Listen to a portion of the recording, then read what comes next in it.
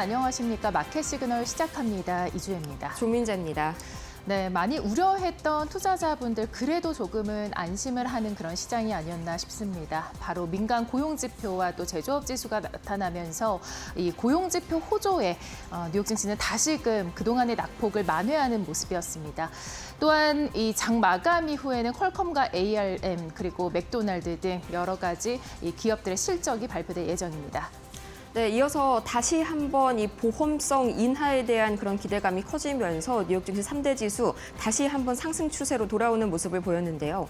과연 어떤 이슈들이 하루 만에 반등을 만들어냈는지 잠시 후에 자세하게 보도록 하겠고요. 오늘도 마켓 시그널 본격적으로 출발합니다.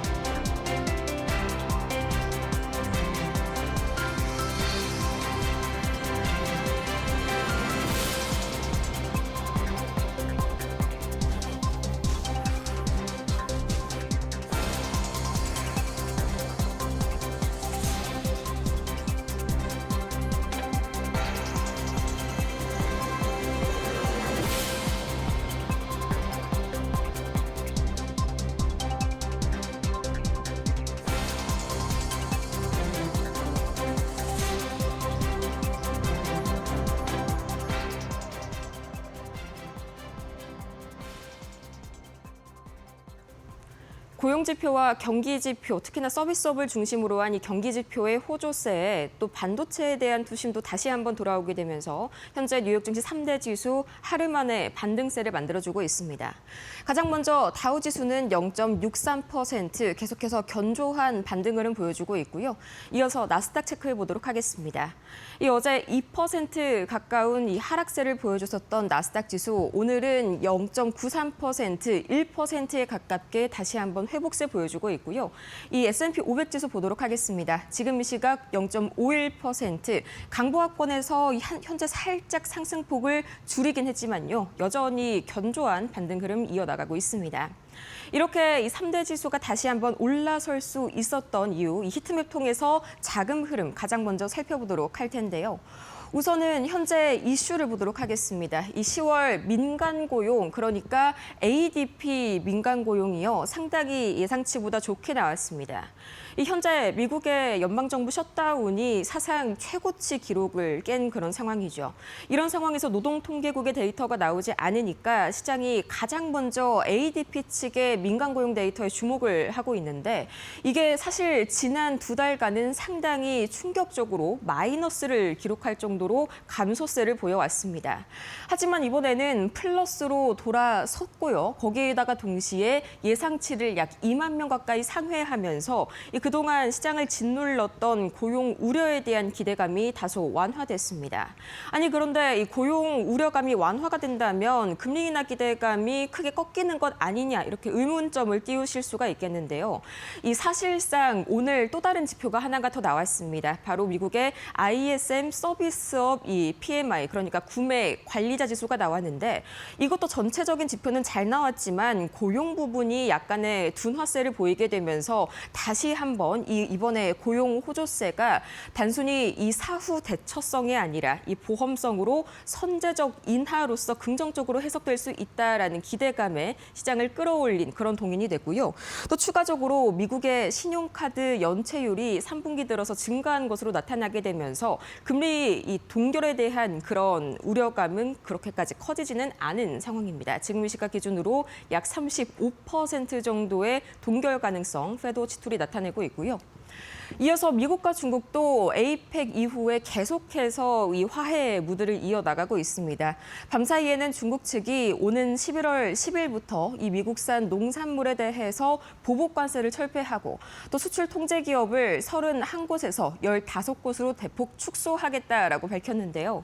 이 때문에 다시 한번 이 수출에 대한 기대감이 더욱더 커진 뉴욕 증시, 또 이어서 이 양국의 이런 자본들이 더 이상 들려오게 되지 않자 다시 한번 이 반도체 쪽 그리고 중국 쪽의 노출도가 높은 빅테크 쪽이 큰 폭으로 상승 보였습니다. 이어서 엔비디아 관련된 긍정적인 이슈도 있었는데요. 이 엔비디아의 데이터 서버 제조사죠. 폭스콘, 다른 말로는 혼하이라고도 합니다. 이 폭스콘이 10월 매출을 발표했는데 이게 전년비 대비해서 11%나 증가하면서 이 AI 데이터 센터 수요, AI 가속기 수요에 대한 폭발적인 움직임을 그대로 보여줬습니다. 이 때문에 오늘 다시 한번 반등에 성공한 엔비디아였고요. 잠시 후에 더 자세하게 이슈 보도록 하겠습니다. 그러면 히트맵 통해서 바로 작은 흐름 보도록 하겠습니다. 현재 눈에 가장 크게 띄는 것은 테슬라 3.95% 상승세 보여주고 있고요. 또 이어서 보자면 알파벳, 구글도 2.42% 상승하고 있습니다. 다만 엔비디아가 현재 이 장 중반에 이 상승세를 보여주다가 현재로서는 급격하게 하락세로 돌아섰습니다. 또 추가적으로 보자면 일라일릴리가 약 2%대 강세 보여주면서 전반적으로 제약바이오 좋은 흐름, 상승 흐름을 보여주고 있는데요. 이 트럼프 대통령이 현재 시각으로 6일 일라일릴리와 또 노보노디스크와 함께 비만 치료제 약가 인하 협상 관련 발표를 하겠다라고 밝혔습니다. 이 때문에 현재 비만 치료제가 이 월 $150 이하로 상당히 그 부담금이 대폭 축소될 것으로 시장은 기대하고 있고요. 만약에 약가가 인하되면 오히려 기업 입장에선 안 좋은 것이 아닐까 생각을 하실 수가 있겠지만 사실상 정부 측에서의 보조금이 들어가는 것이기 때문에 기업의 마진은 그대로고요. 반대로 이걸 이용하는 접근성은 더 높아지기 때문에 전반적으로 호재로 작용하고 있는 모습입니다. 이어서 특징주 통해서 바로 추가적인 이 기술주들 소식 만나보도록 하겠습니다. 테슬라가 굉장히 강한 상승세를 이어나가고 있는데 이 트럼프 대통령이 미 우주항공청이죠. 이 나사의 국장에 자레드 아이작맨을 다시 한번 지명하겠다라면서 이 머스크와 움직임을 다시 한번 봉합하는 모습을 보였습니다. 이 자레드 아이작맨 실제로 5개월 전에 이미 나사 국장으로 한번 지명이 됐다가 철회된 바가 있습니다. 그 이유가 이 아이작맨이 머스크의 스페이스X의 이 민간 우주 비행 관련해서 참여를 했던 인물인데 이 두 사람의 사이가 틀어지게 되면서 지명이 철회됐지만 이번에 재지명을 통해서 다시 한번 사이가 좋아진 게 아니냐 하는 기대감이 전반적으로 테슬라의 주가를 끌어올렸고요. 구글도 다시 한번 좋은 흐름 보여줬습니다. 어제 급락세에 따라서 다시 한번 이 되돌림이 유입된 영향도 있고요. 또 애플이 구글의 초거대 AI 모델을 사용할 예정이다라는 소식까지 긍정적으로 작용했습니다. 이 때문에 애플은 연간 $10억 가량을 구글 측에 지불을 하게 된 그런 상황이고요. 이어서 메타도 좋은 흐름 보여주고 있습니다. 최근 들어서 이 자본 지출에 대해서 상당히 이게 수익으로 연결될 수 있느냐 좀 부정적인 그런 회의론을 많이 받았던 그런 메타인데 여기에 대해서 짐 크레이머 측이 메타가 여전히 좋은 매수 기회이다. 자본 지출을 많이 한 건 맞지만 이 주커버그 CEO가 그만큼의 충분한 전략을 가지고 중장기적인 관점에서 접근을 해야 한다라고 밝혔습니다. 이어서 나머지 주요 기술주들 흐름 보기 전에 잠깐 이 세 가지 바로 주가 체크해 보도록 하겠습니다. 가장 먼저 이 시각 테슬라 정교장에서 4%대 강세 보여주고 있고요. 이어서 바로 추가적으로 두 가지도 만나보도록 하겠습니다. 구글은 2.45% 견조한 흐름 보여주고 있고요. 이어서 메타도 마찬가지로 1%대 강세 보여주고 있습니다. 이어서 나머지 기술주들 차근차근 보도록 하겠습니다. 가장 먼저 살펴볼 건 엔비디아. 사실 여기에는 지금 이 장 중반 기준으로 해서 플러스 화살표가 되어 있는데 이 장 막판 들어서 갑작스럽게 좀 하락 흐름을 보여주고 있는 엔비디아입니다. 이 인도의 딥테크 스타트업을 육성하기 위한 얼라이언스에 합류를 하겠다라는 소식이 긍정적인 영향을 미쳤지만요. 이 중국 정부에서 엔비디아 칩을 그러니까 자국산이 아닌 칩을 쓰는 데이터 센터에 대한 지원을 끊겠다라면서 이 반도체에서만큼은 초강수를 두는 움직임을 보이고 있습니다. 이 때문에 장 막판 들어서 현재 분위기가 갑자기 냉랭해진 엔비디아고요. 슈퍼마이크로 컴퓨터 상당히 실망스러운 실적을 발표했습니다. 이 3분기 실적, 특히나 매출과 주당 순이익 모두가 이미 하향 조정된 상태임에도 불구하고 이마저도 미치지를 못했고요. 또 거기에다가 4분기 가이던스 모두 예상치 대비 부진한 모습 보이면서 계속해서 급락하는 모습 연출하고 있습니다. 또 오늘은 시게이트와 또 이어서 이 웨스턴 디지털과 같은 데이터 저장 장치 기업들이 상당히 좋은 흐름 보여주고 있는데요. 시게이트 경우에는 이 5억 달러 가량의 부채를 현금과 주식으로 교환할 수 있도록 이 대출업체와 합의를 했다라는 소식이 긍정적으로 작용이 됐습니다. 그럼 이 세 가지의 현재 주가 흐름 바로 체크해 보도록 하겠습니다. 가장 첫 번째로 엔비디아입니다. 현재 1.76%, 사실 장중만 하더라도 굉장히 좋은 움직임을 보여주고 있었다가 장 막판 들어서 급격하게 하락되는 그런 움직임이 나타나고 있습니다. 좀 전에 말씀드린 이 중국 정부의 반도체 초강수가 엔비디아의 현재 매출 우려감을 부각시킨 영향이고요. 이어서 다음 보도록 하겠습니다. 슈퍼마이크로 컴퓨터 마이너스 11%대, 두 자릿대 급락 보여주고 있습니다. 사실 최근 S&P 500이나 나스닥 기업들 중에서 3분기 실적 자체 예상치를 넘지 못하는 거는 찾아보기가 힘든데 그만큼 시장에서 엄청나게 현재 실망감을 느끼고 있다는 것을 보여주는 그런 주가 차트입니다. 이어서 다음 보도록 하겠습니다. 시게이트는 반대로 10% 이상 강세 보여주고 있고요. 추가로 웨스턴 디지털 역시 장중 8%대의 좋은 흐름 보였습니다. 나머지 세 가지 특징주가 남아있는데요. 바로 확인해 보시죠. 리비안이 실적을 발표를 했습니다. 장 전에 발표를 했는데 상당히 좋은 그런 움직임이 나타났습니다.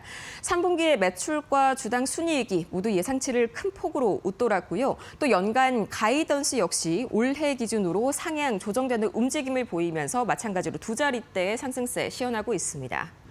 퀄컴은 오늘 장 마감 직후에 이제 종전의 곧 실적 발표가 예정이 되어 있는데요. 상당히 기대감이 크게 작용을 하고 있는 반면에 마찬가지로 동일하게 실적 발표를 앞두고 있는 암홀딩스는 이 불안감, 특히나 중국발 종전에 말씀드린 이슈에 대한 불안감으로 현재 경계감을 보여주고 있는 상황입니다. 차례대로 주가 차트 확인해 보도록 하겠습니다.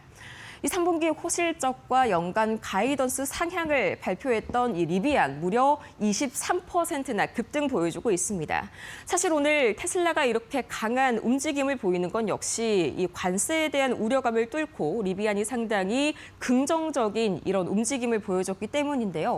추가적으로 오늘 테슬라의 경우에는 이 연례 주주총회가 개최가 될 예정이니까요. 이 추가적으로 소식들 계속해서 체크를 해 보셔야겠습니다. 이어서 다음 보도록 하겠습니다. 퀄컴도 3.58% 기대감에 좋은 움직임을 보여주고 있고요. 이어서 다음 만나보도록 하겠습니다. 암홀딩스는 반대로 현재 이 시간의 거래에서 4.87% 다시 한번 상승하는 그런 움직임 나타나고 있습니다.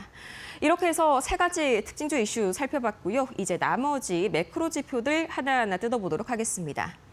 자, 가장 먼저 WTI 국제유가는 1.63% 하락했습니다. 지금 배럴당 59달러 선에서 움직이고 있는데요.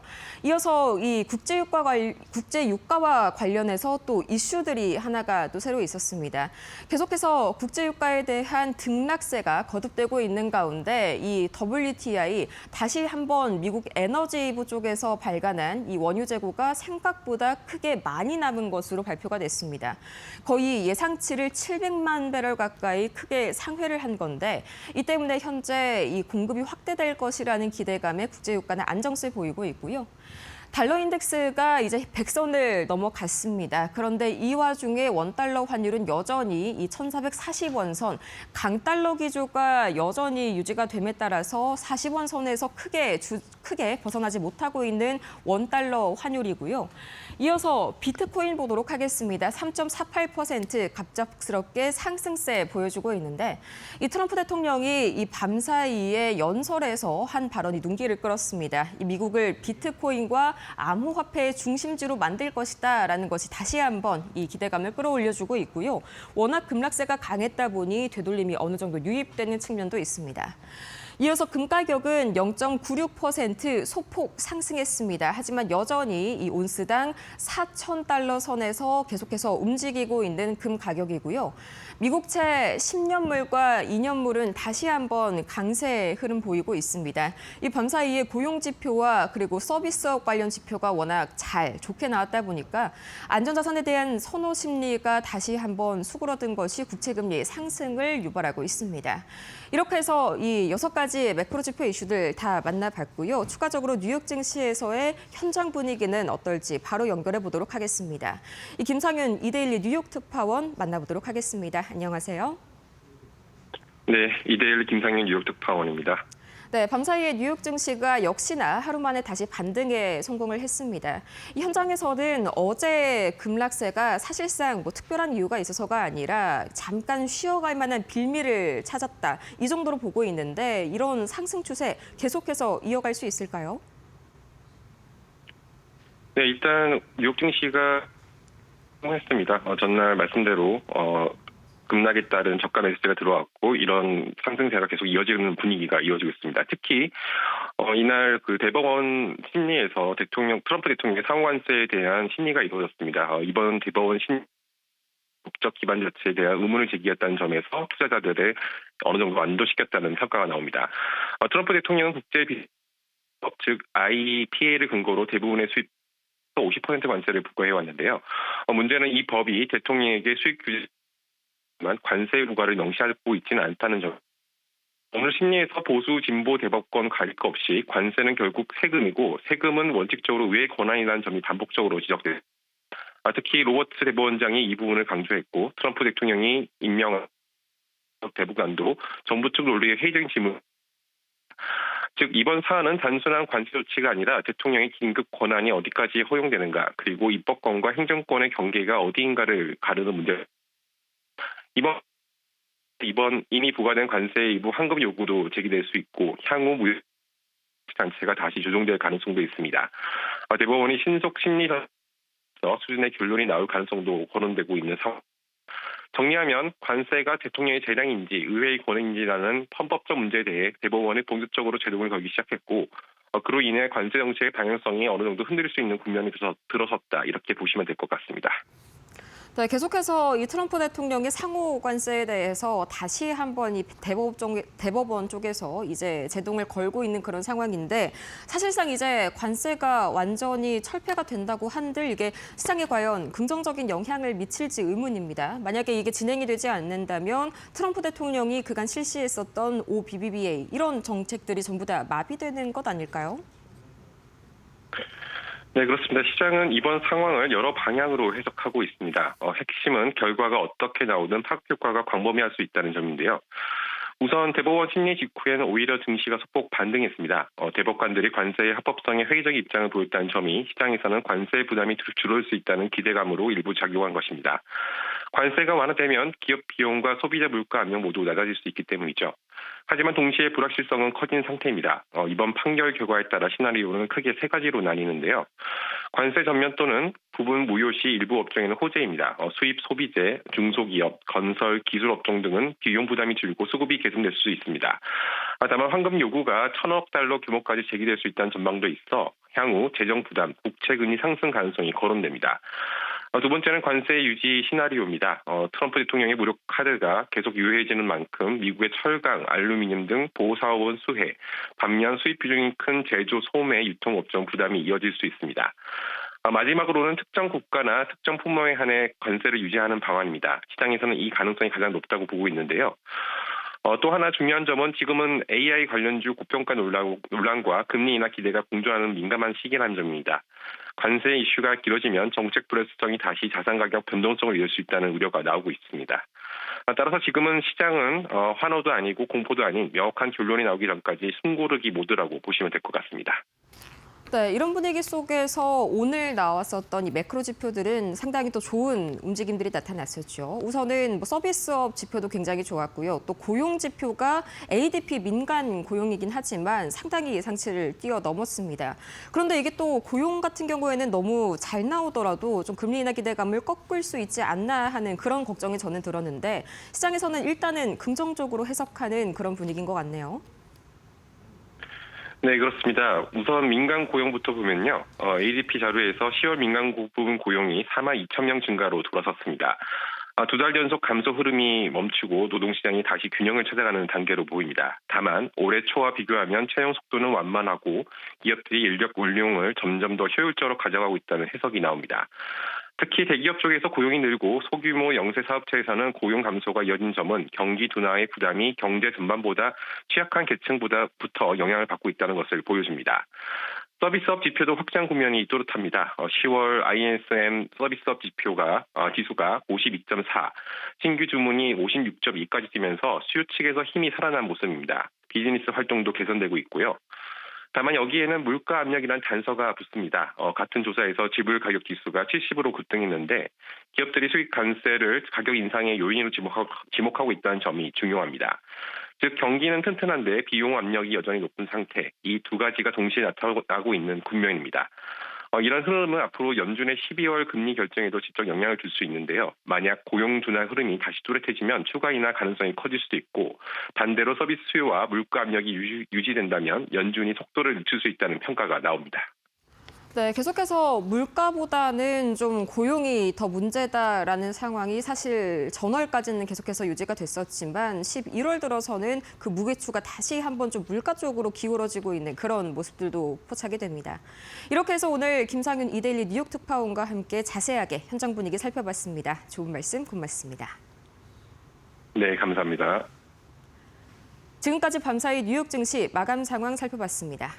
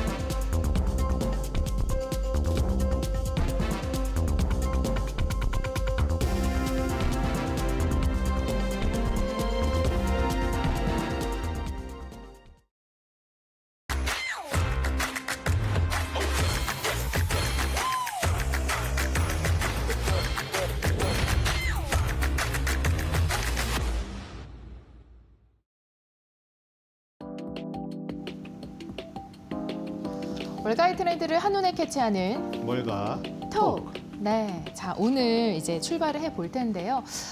지금 미국 증시 종료가 된 지 뭐 16분 정도 지났습니다. 지금 어떻게 보면은 좀 우려했던 투자자분들이 그나마 안심할 수 있는 그런 시장이 아니었나 싶습니다. 자. 보시면은 일단 내렸던 그런 빅테크 기술주 종목들이 다시금 크게 상승폭을 확대하는 그런 모습이 나타났었습니다. 뉴욕 증시에서 좀 주목할 만한 게 간밤에는 지표였죠. 이 민간 고용 지표가 발표가 됐는데 일단 두 달 감소 이후에 소폭 반등하는 그런 모습이 나타났습니다. 이번 뉴욕 증시에서는 어떤 걸 좀 주목하셨을까요?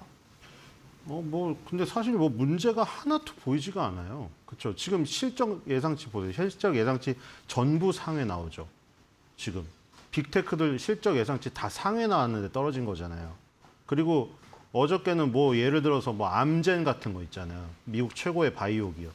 실적 좋게 나와서 급등하잖아요.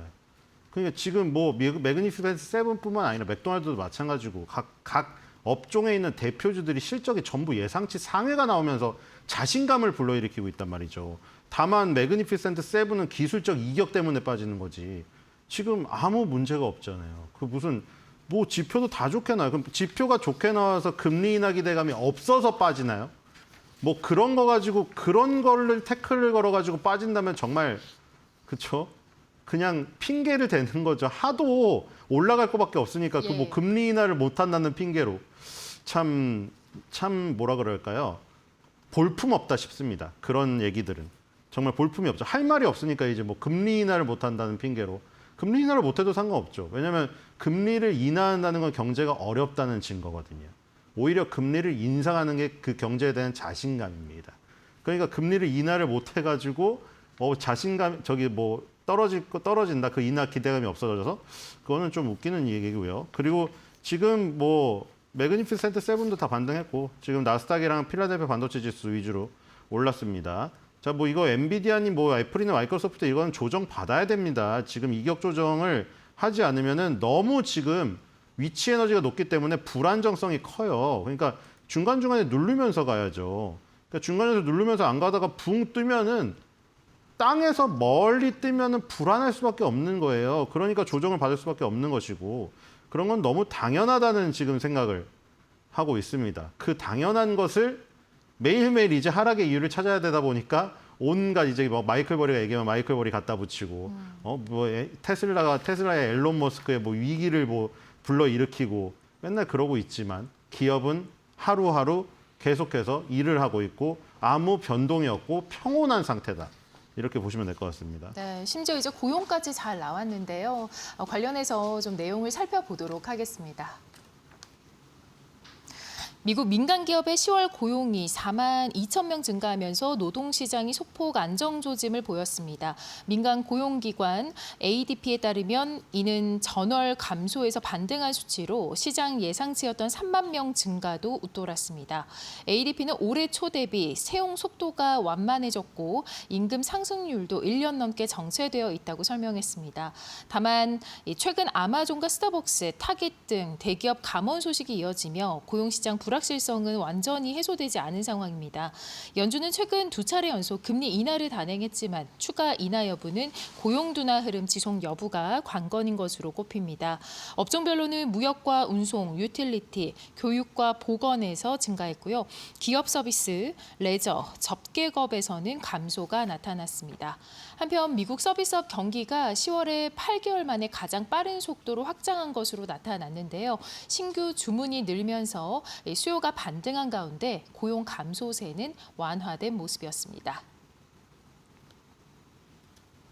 네, 일단 ADP 민간 고용을 보겠습니다. 지금 셧다운 때문에 사실 뭐 공공 데이터가 거의 없는 상황에서 저희가 이제 기댈 수 있는 게 민간 데이터이지 않습니까? 민간 데이터 가운데서도 지금 ADP의 민간 고용이 나왔는데 두 달 연속 감소세를 끊고 이번에는 그래도 증가했네요. 예, 4만 2천 명으로 지금 파악이 되고 있네요.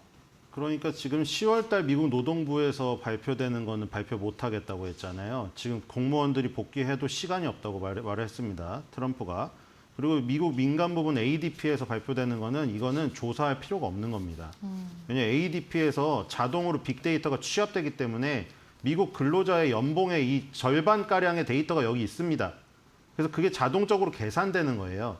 그리고 미국 정부에서 발표되는 건 설문조사를 해야 되는데 설문조사를 돌리거나 설문지를 작성할 공무원이 없는 거죠, 지금.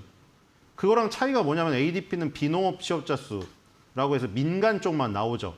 근데 이제 미국 노동부에서 거기다가 정부 부처라던가 아니면 국가 이쪽에 있는 것을 합쳐가지고 공공기관 걸 합쳐서 내는 것이죠.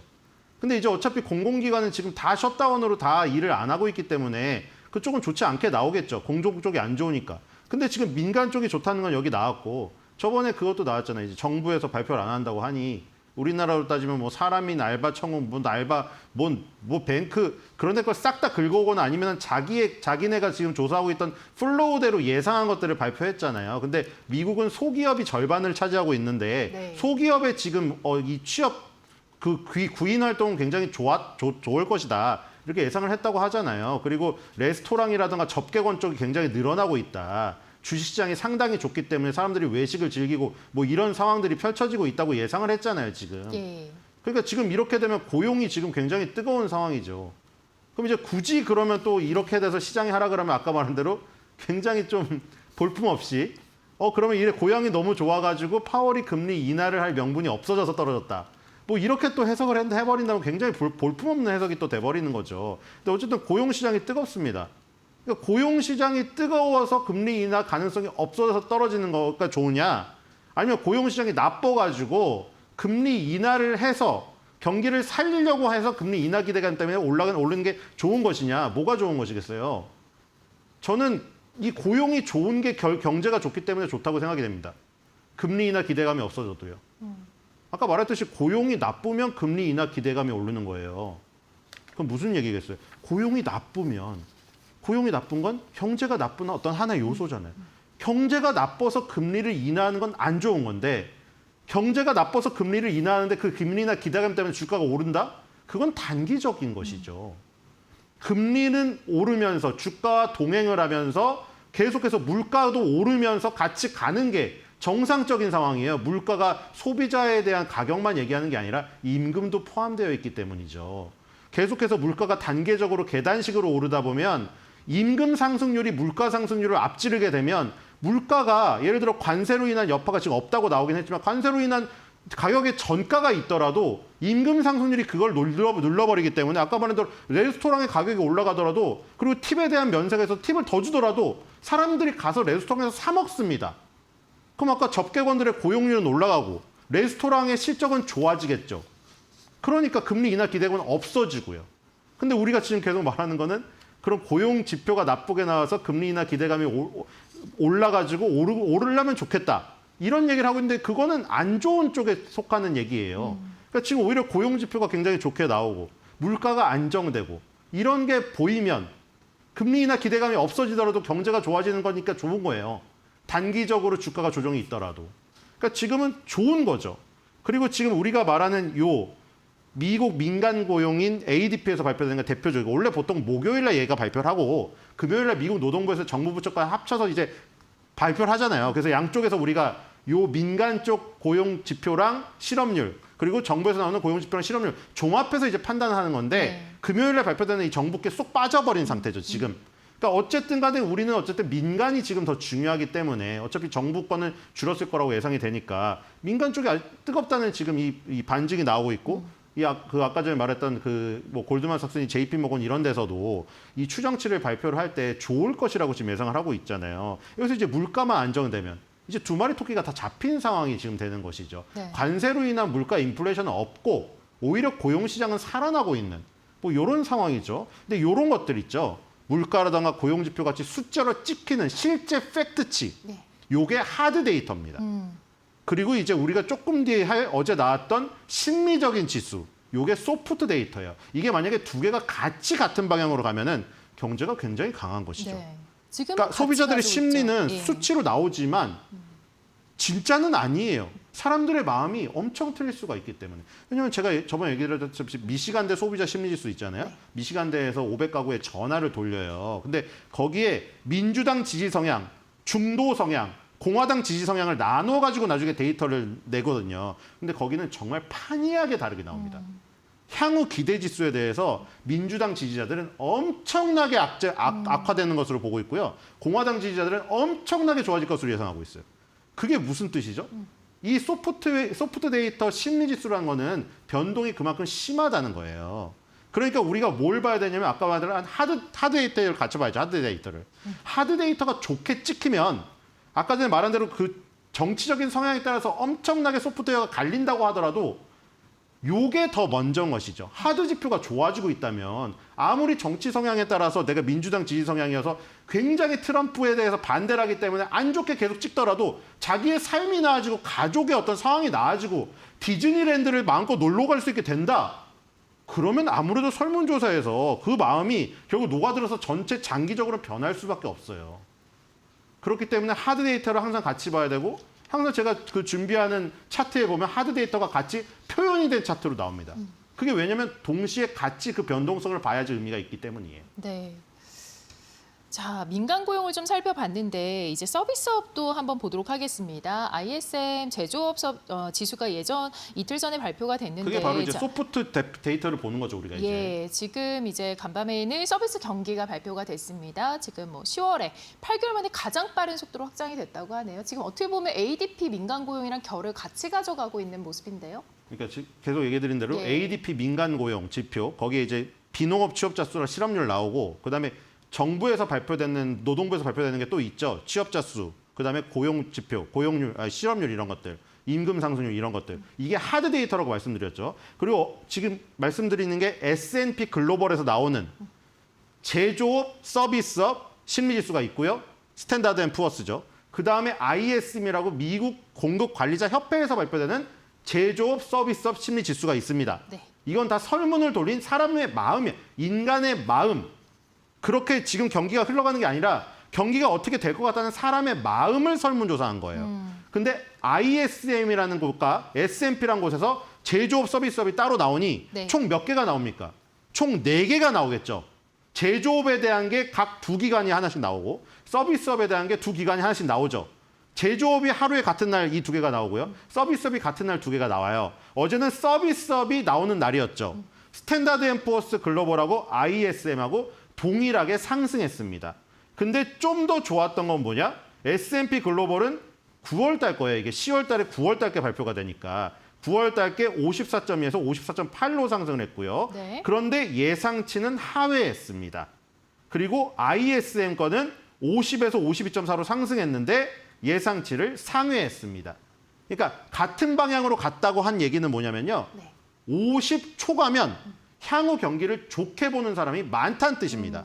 그러니까 지금 서비스업에 한해서는 S&P 글로벌이든 ISM이든 향후 경기를 좋게 보는 소비자 아니면 가족 구성원이 많았다. 다만 거기서 엇갈린 건 뭐냐? S&P는 예상치 하회, ISM은 예상치 상회했다. 네. 하지만 2개 다 어쨌든 50을 넘어서는 흐름을 보이고 있기 때문에 예. 긍정적이라는 것이죠. 네. 저게 지금 다 모아놔서 지금 표시가 되어 있는 모습을 보시고 계십니다. 네, 지금 말씀하신 게 이제 신규 주문 지수 56.2 그리고 비즈니스 활동 지수도 54.3. 지금 나온 게 그 세 가지 수치가요? 제가 눈이 인 것 나빠가지고. 같습니다. 네, 자 퀄컴이 지금 실적 발표가 나왔습니다. 3분기 EPS 3달러로 시장 전망치 12% 상회한 흐름으로 파악이 되고 있습니다. 자 관련해서 퀄컴과 또 더불어서 또 다른 기업들의 실적도 함께 살펴보도록 하겠습니다. 네, 자 지금 보도록 하겠습니다. 자 퀄컴이 매출이 또 예상치 IRM 먼저 보도록 하겠습니다. 자 IRM 확인해 보니까 11억 4천만 달러네요. 시장 예상치 10억 6천만 달러 상회하는 모습 나타났는데요. 매출 전년 대비 6%가 넘게 올랐고요. 주당 순이익 지금 0.39달러로 시장 예상치 0.33달러를 웃도는 그런 EPS가 나왔습니다. 자, 가이던스도 또 상당히 좋게 나왔는데요. 지금 가이던스 11억 8천만에서 12억 8천만 달러, 그리고 시장 예상치 11억 1천만 달러를 상회하는 모습을 보였습니다. 자, 이어서 보도록 하겠습니다. 퀄컴 보겠습니다. 퀄컴은 지금 보시면은 112억 달러 수준이고요. 예측치가 107억 달러 수준이었는데 이보다도 상회하는 실적 나왔습니다. 퀄컴 EPS 보시면 3달러로 12% 넘게 전년 대비 올랐고 예측치 2.66달러보다도 역시 마찬가지로 웃도는 그런 실적이 파악이 됐습니다. 네, 지금 나온 기업들의 실적 모두 다 괜찮았네요. 네, 퀄컴을 좀 먼저 보도록 할까요? 지금 예상치 하에 나온 걸 못 본 것 같아요. 특히 매그니피센트 세븐이라든가 지금 인공지능 관련주들은 지금 전부 예상치 상에 나오고 그래서 경영진들이 가이던스 올리고 다 그게 지금 반복이 되고 있는 것 같습니다. 네. 아니 기업의 실적이 지금 너무 좋은데 걱정이 뭐가 있는가? 좀 계속해서 그 기술적 이격 말고는 없다고 지금 계속 얘기를 드리고 있잖아요. 그러니까 만약에 기업의 실적이 지금 예상치 하회가 나오거나 아니면 기업의 실적이 충격적으로 적자가 나오거나 이러면 이제 우리가 생각해 봐야 돼요. 인공지능 씬에 대한 이 지금 거품의 우려를 생각을 해봐야 됩니다. 근데 지금 모든 분야에서 지금 예를 들어서 ARM은 제가 얘기 드린 종목 아닌가요, 저거?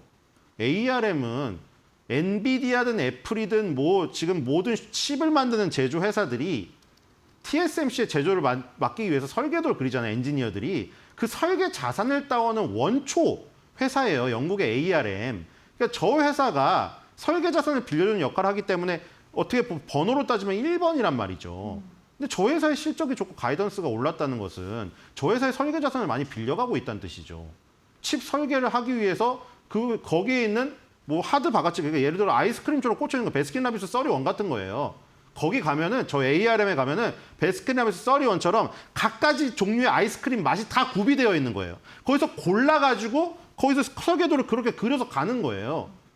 그렇기 때문에 저기 실적이 좋다는 거는 전체 이 반도체, 인공지능 신 밸류체인의 실적, 어떻게 보면 예상해주는 나침반 같은 저런 회사라고 보시면 됩니다. 그래서 ARM의 실적 발표는 굉장히 의미가 크고 계속해서 다 어닝 서프라이즈들이 이렇게 나오고 있으니 다만 우리가 어닝 서프라이즈가 나왔는데 떨어진 경우는 뭐였나요?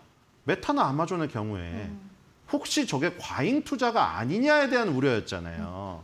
근데 지금 그게 과잉 투자가 아니라 과잉 투자가 과소 투자보다 훨씬 더 낫다는 것들을 이런 여러 요소에 있는 밸류체인 회사들이 다 증명을 해버리면은 그 우려가 또 잠재워져 버리는 것이죠. 그리고 그게 기술적 이격을 좁히는 기술적인 이 어떤 해소까지 이어지면 이제 결국에 또 다시 상승하게 되는 원동력이 되는 거죠. 네. 그래서 지금 기업의 실적들은 지금 계속 다 좋게 나오고 있습니다. 네. 지금 폐장 이후에 지금 3% 넘게 올라가고 있습니다. ARD. 지금 ARM 지금 보시면은 저번에 ARM 한번 보라고 했잖아요. 그 예. 오랫동안 박스권에 있기 때문에 예. 그 다음 타자 무엇일까? ARM이 아니겠는가? 그렇죠? 그 박스권을 돌파한다면 그 전망이 맞게 되겠네요. 네, 지금 퀄컴 그러면 이어서 보도록 하겠습니다. 자, 퀄컴의 실적 역시 마찬가지로 지금 전년 대비해서도 크게 올랐고 시장 예상치도 상회하는 그런 실적이 나왔습니다. 네, 실적. 예, 퀄컴의 실적 보도록 하겠습니다. 예, 퀄컴은 지금 어떻게 보면 상당히 시장에서 기대했던 그런 종목인데요. AI 수요랑도 연관이 있잖아요. 퀄컴 같은 경우. 그러니까 퀄컴이 이제 스마트폰 어플리케이션 프로세서, 이 컴퓨터로 따지면 CPU 두뇌에 해당되는 칩에서 미디어텍, 대만의 미디어텍과 1, 2위를 겨루는 업체인데 저번에 이슈가 됐던 건 이제 스마트폰 칩, 어플리케이션 프로세서 통신칩에서 벗어나서 예. 인공지능 칩까지 도전을 하겠다. 이렇게 얘기를 하면서 통신칩의 최강자가 인공지능 칩으로 넘어온다고? 야, 저거 완전히 포트폴리오 확산이자 새로운 도전이다 하면서 굉장히 기대감에 올랐었죠. 근데 지금의 실적은 그 인공지능 씬에 지금 도전하는 그 어떤 내용은 아직 시간상 반영되기가 이르죠. 그렇죠? 지금 현재 퀄컴이 돈을 벌어가지고 실적에 찍히는 거는 당연히 통신칩, 어플리케이션 프로세서의 그 중심이기 때문에 애플의 아이폰이라던가 삼성전자의 갤럭시 이런 것들이 잘 팔려야 됩니다. 물론 중국이야 중국 거 자체 칩 쓰겠지만 이 지금 퀄컴 거는 대부분 최첨단 우리가 비싼 프리미엄 폰에서는 다 퀄컴 칩을 쓰고 있거든요. 네. 그렇기 때문에 이 지금 스마트폰 판매량이 늘면 됩니다. 근데 스마트폰의 부진 때문에 지금 떨어졌다고 하죠. 그러니까 스마트폰 판매량이 전체적으로 늘어나야지 좋은 것이고 중국산보다는 중국을 제외한 다른 세계적인 회사들의 스마트폰 판매량 비중이 늘어나야겠죠. 근데 아마 지금 현재 중국의 어떤 스마트폰들이 거차오 열풍을 타고 조금 올라가는 부분, 그런 부분 때문에 타격이 있지 않았을까 이런 생각이 드네요. 네, 지금 퀄컴이 지금 우리 국내 기업들과도 또 연관해서 협력을 해서 지금 AI 생태계의 어떤 주역으로 거듭나겠다 이런 포부를 또 밝히기도 했는데 오늘 국내 시장에도 또 영향이 있겠죠. 그러니까 오늘 ARM이나 퀄컴 같은 종목들 보시면 자, 엔비디아나 애플이나 왜 그렇게 고공권에서 고심을 하고 있는가? ARM이나 퀄컴은 지금 역사상 신고가를 돌파 안 했습니다. 그리고 20개월 선과 딱 붙어 있어요.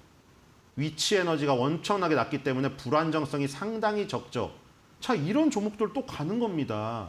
여러분들 얘기 들었다시피 제가 아예 정말 무슨 시장이 흔들려 버리면 버크셔 해서이나 맥도날드 같은 게 오르잖아요. 근데 사람들의 성향상 매그니피센트 세븐 같은 걸 하는 사람들이 그런데 손이 안 갑니다. 저도 다 압니다. 섹시한 종목을 하는 사람이 수수한 종목으로 간다? 절대 안 가요, 손이.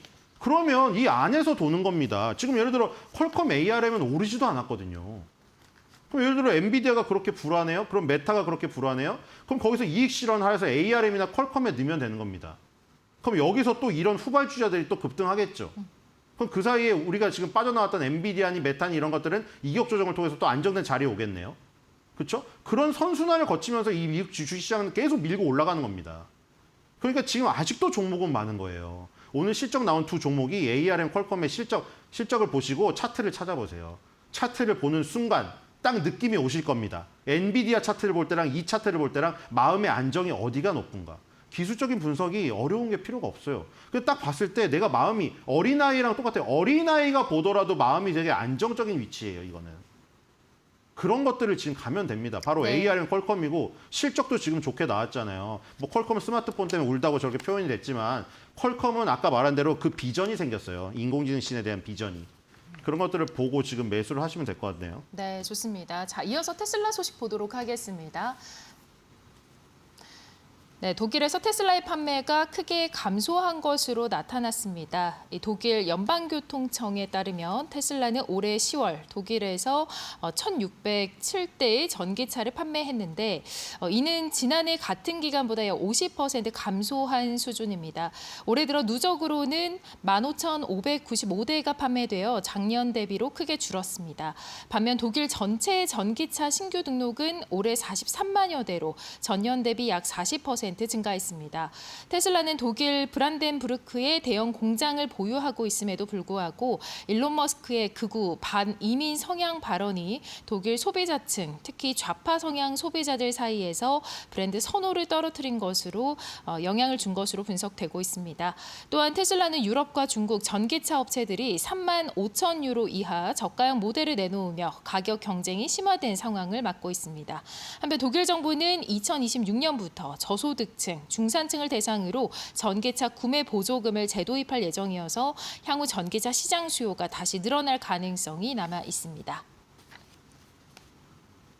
네, 유럽의 이 판매량이 상당히 안 좋다는 얘기는 계속해서 들려오고 있는 것 같습니다. 특히 이번에는 뭐 노르웨이만 독일에서 빼고 다 안 좋아요. 예, 네. 지금 독일에서도 뭐 거의 판매량이 뭐 50% 가까이 줄었는데요. 네. 예, 심각한 상황인데. 제가 노르웨이에 잘해야 된다는 얘기가 노르웨이는 진짜 신기한 나라고요. 앨런 머스크를 엄청 밀어주고. 네. 자, 어쨌든 지금 독일 같은 경우는 제가 말한 그 얘기가 나타나고 있네요. 그 상황이. 지난달부터 독일에서 더 저렴한 버전의 모델 Y를 판매하기 시작했다 했답니다. 예. 그러니까 지금 이 시즌으로 접어들었다고 제가 말씀드렸잖아요.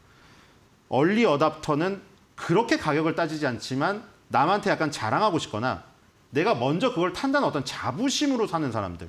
그 사람들이 이미 다 샀습니다. 테슬라를. 지금은 굉장히 따지는 사람들이 삽니다. 보조금 따지고요. 겨울철이 다가서니까 배터리가 굉장히 성능이 저하되면 어떨까? 어쩔까?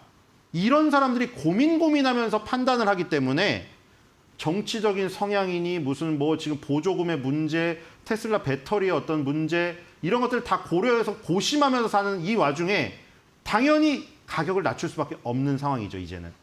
그럼 이제 마진폭이 줄어들 수밖에 없어요. 그렇기 때문에 이 캐즘 현상을 완전히 벗어나기 위해서는 다시 가격을 올리거나 신모델이 나와야 되는데 그걸 완전히 벗어나기 어려운 지금 상황으로 가버린 거죠. 그러니까 소비자층이 이제 바뀌었다고 보시면 됩니다. 그러니까 앞으로 더더욱이 어렵죠. 네. 지금. 여기서는 이제 테슬라가 다른 가치를 보여줘야 됩니다. 댄 아이브스 얘기대로. 네. 자율주행차라던가, 그렇죠? 자율주행 로보택시라던가 네. 옵티머스 로봇에 대한 것을 보여줘야 됩니다. 아니면 사이버 트럭이 이제 앨런 머스크가 얘기한 대로 진짜 계획대로 그만큼 팔려야 되고 지금 계획대로 많이 안 팔리고 있는 상황이잖아요. 그리고 가격을 낮춘다고 했는데 못 낮추고 있는 이유는 가격을 낮추면 또 마진이 줄어들거든요. 이 딜레마를 벗어나기 위해서는 빨리 로보택시로 가야 되는데 하필이면 또 도로교통국 안전국장이랑 척을 짓는 바람에 그 부분에서 계속 지금 태클이 걸리고 소송이 걸리고 소송 때문에 계속 전수조사가 들어가고 그런 이 지금 상황 때문에 전고점 돌파를 2달 동안 못하고 있는 것 같아요. 지금 전고점 돌파를 언제 할까 지금 계속 기다리고 있는데 지금 저기 하나만 벗겨내면 진짜 $500를 가면 역사적 신고가를 가면서 정말 위가 시원하게 열릴 수가 있거든요. 지금 그 부분을 2개월 동안 지금 두들기고 있는 이 답답한 모습. 물론 이제 상승의 가능성이 높습니다. 지금 보시면 이 2달 동안의 봉이 굉장히 이제 별 모양이죠. 거의 이제 보합이에요. 보합으로 이제 이 밑에 딱 붙여놓고서 매물 소화를 거치고 있는데 과연 여기서 뭔가 호재가 하나 터지면서 네. 날아가야 되는데 지금 계속 조금 안 좋은 소식만 나오고 있다. 네. 이런 부분이죠. 그래서 좀만 여기서 뭔가가 나와야 돼요. 주주총회에서 혹시 뭐 좋은 그 뭔가가 나와야 돼요. 지금 나오면. 결정적인 순간이에요. 지금 굉장히 결정적인 순간이기 때문에 이 전에 2021년도 고점도 있어요. 이 2개가 걸려 있거든요. 보시면 여기가 2021년, 여기가 2024년이거든요. 이 2개가 걸려 있기 때문에 이걸 돌파하려면 큰 에너지가 나와야 됩니다. 근데 여기 보시다시피 에너지가 적어요. 그렇죠? 에너지라는 것은 이 막대 그래프, 이 거래량이거든요. 거래량이 많이 붙지도 않고 있기 때문에 거래량의 폭발의 이슈가 있어야 됩니다. 하나가 그것도 되겠죠, 물론. 11월 초에 있는 앨런 머스크에 대한 투표. 그것도 될 겁니다. 네. 11월 6일 지금 주주 총회 앞두고 있고 뭐 테슬라 역사에서는 가장 중요한 날 중에 하나가 아닌가 싶습니다. 자, 오늘도 월가의 매크로부터 종목까지 전반적인 트렌드 자세하게 알아봤습니다. 신일섭 위원과 함께했습니다. 고맙습니다.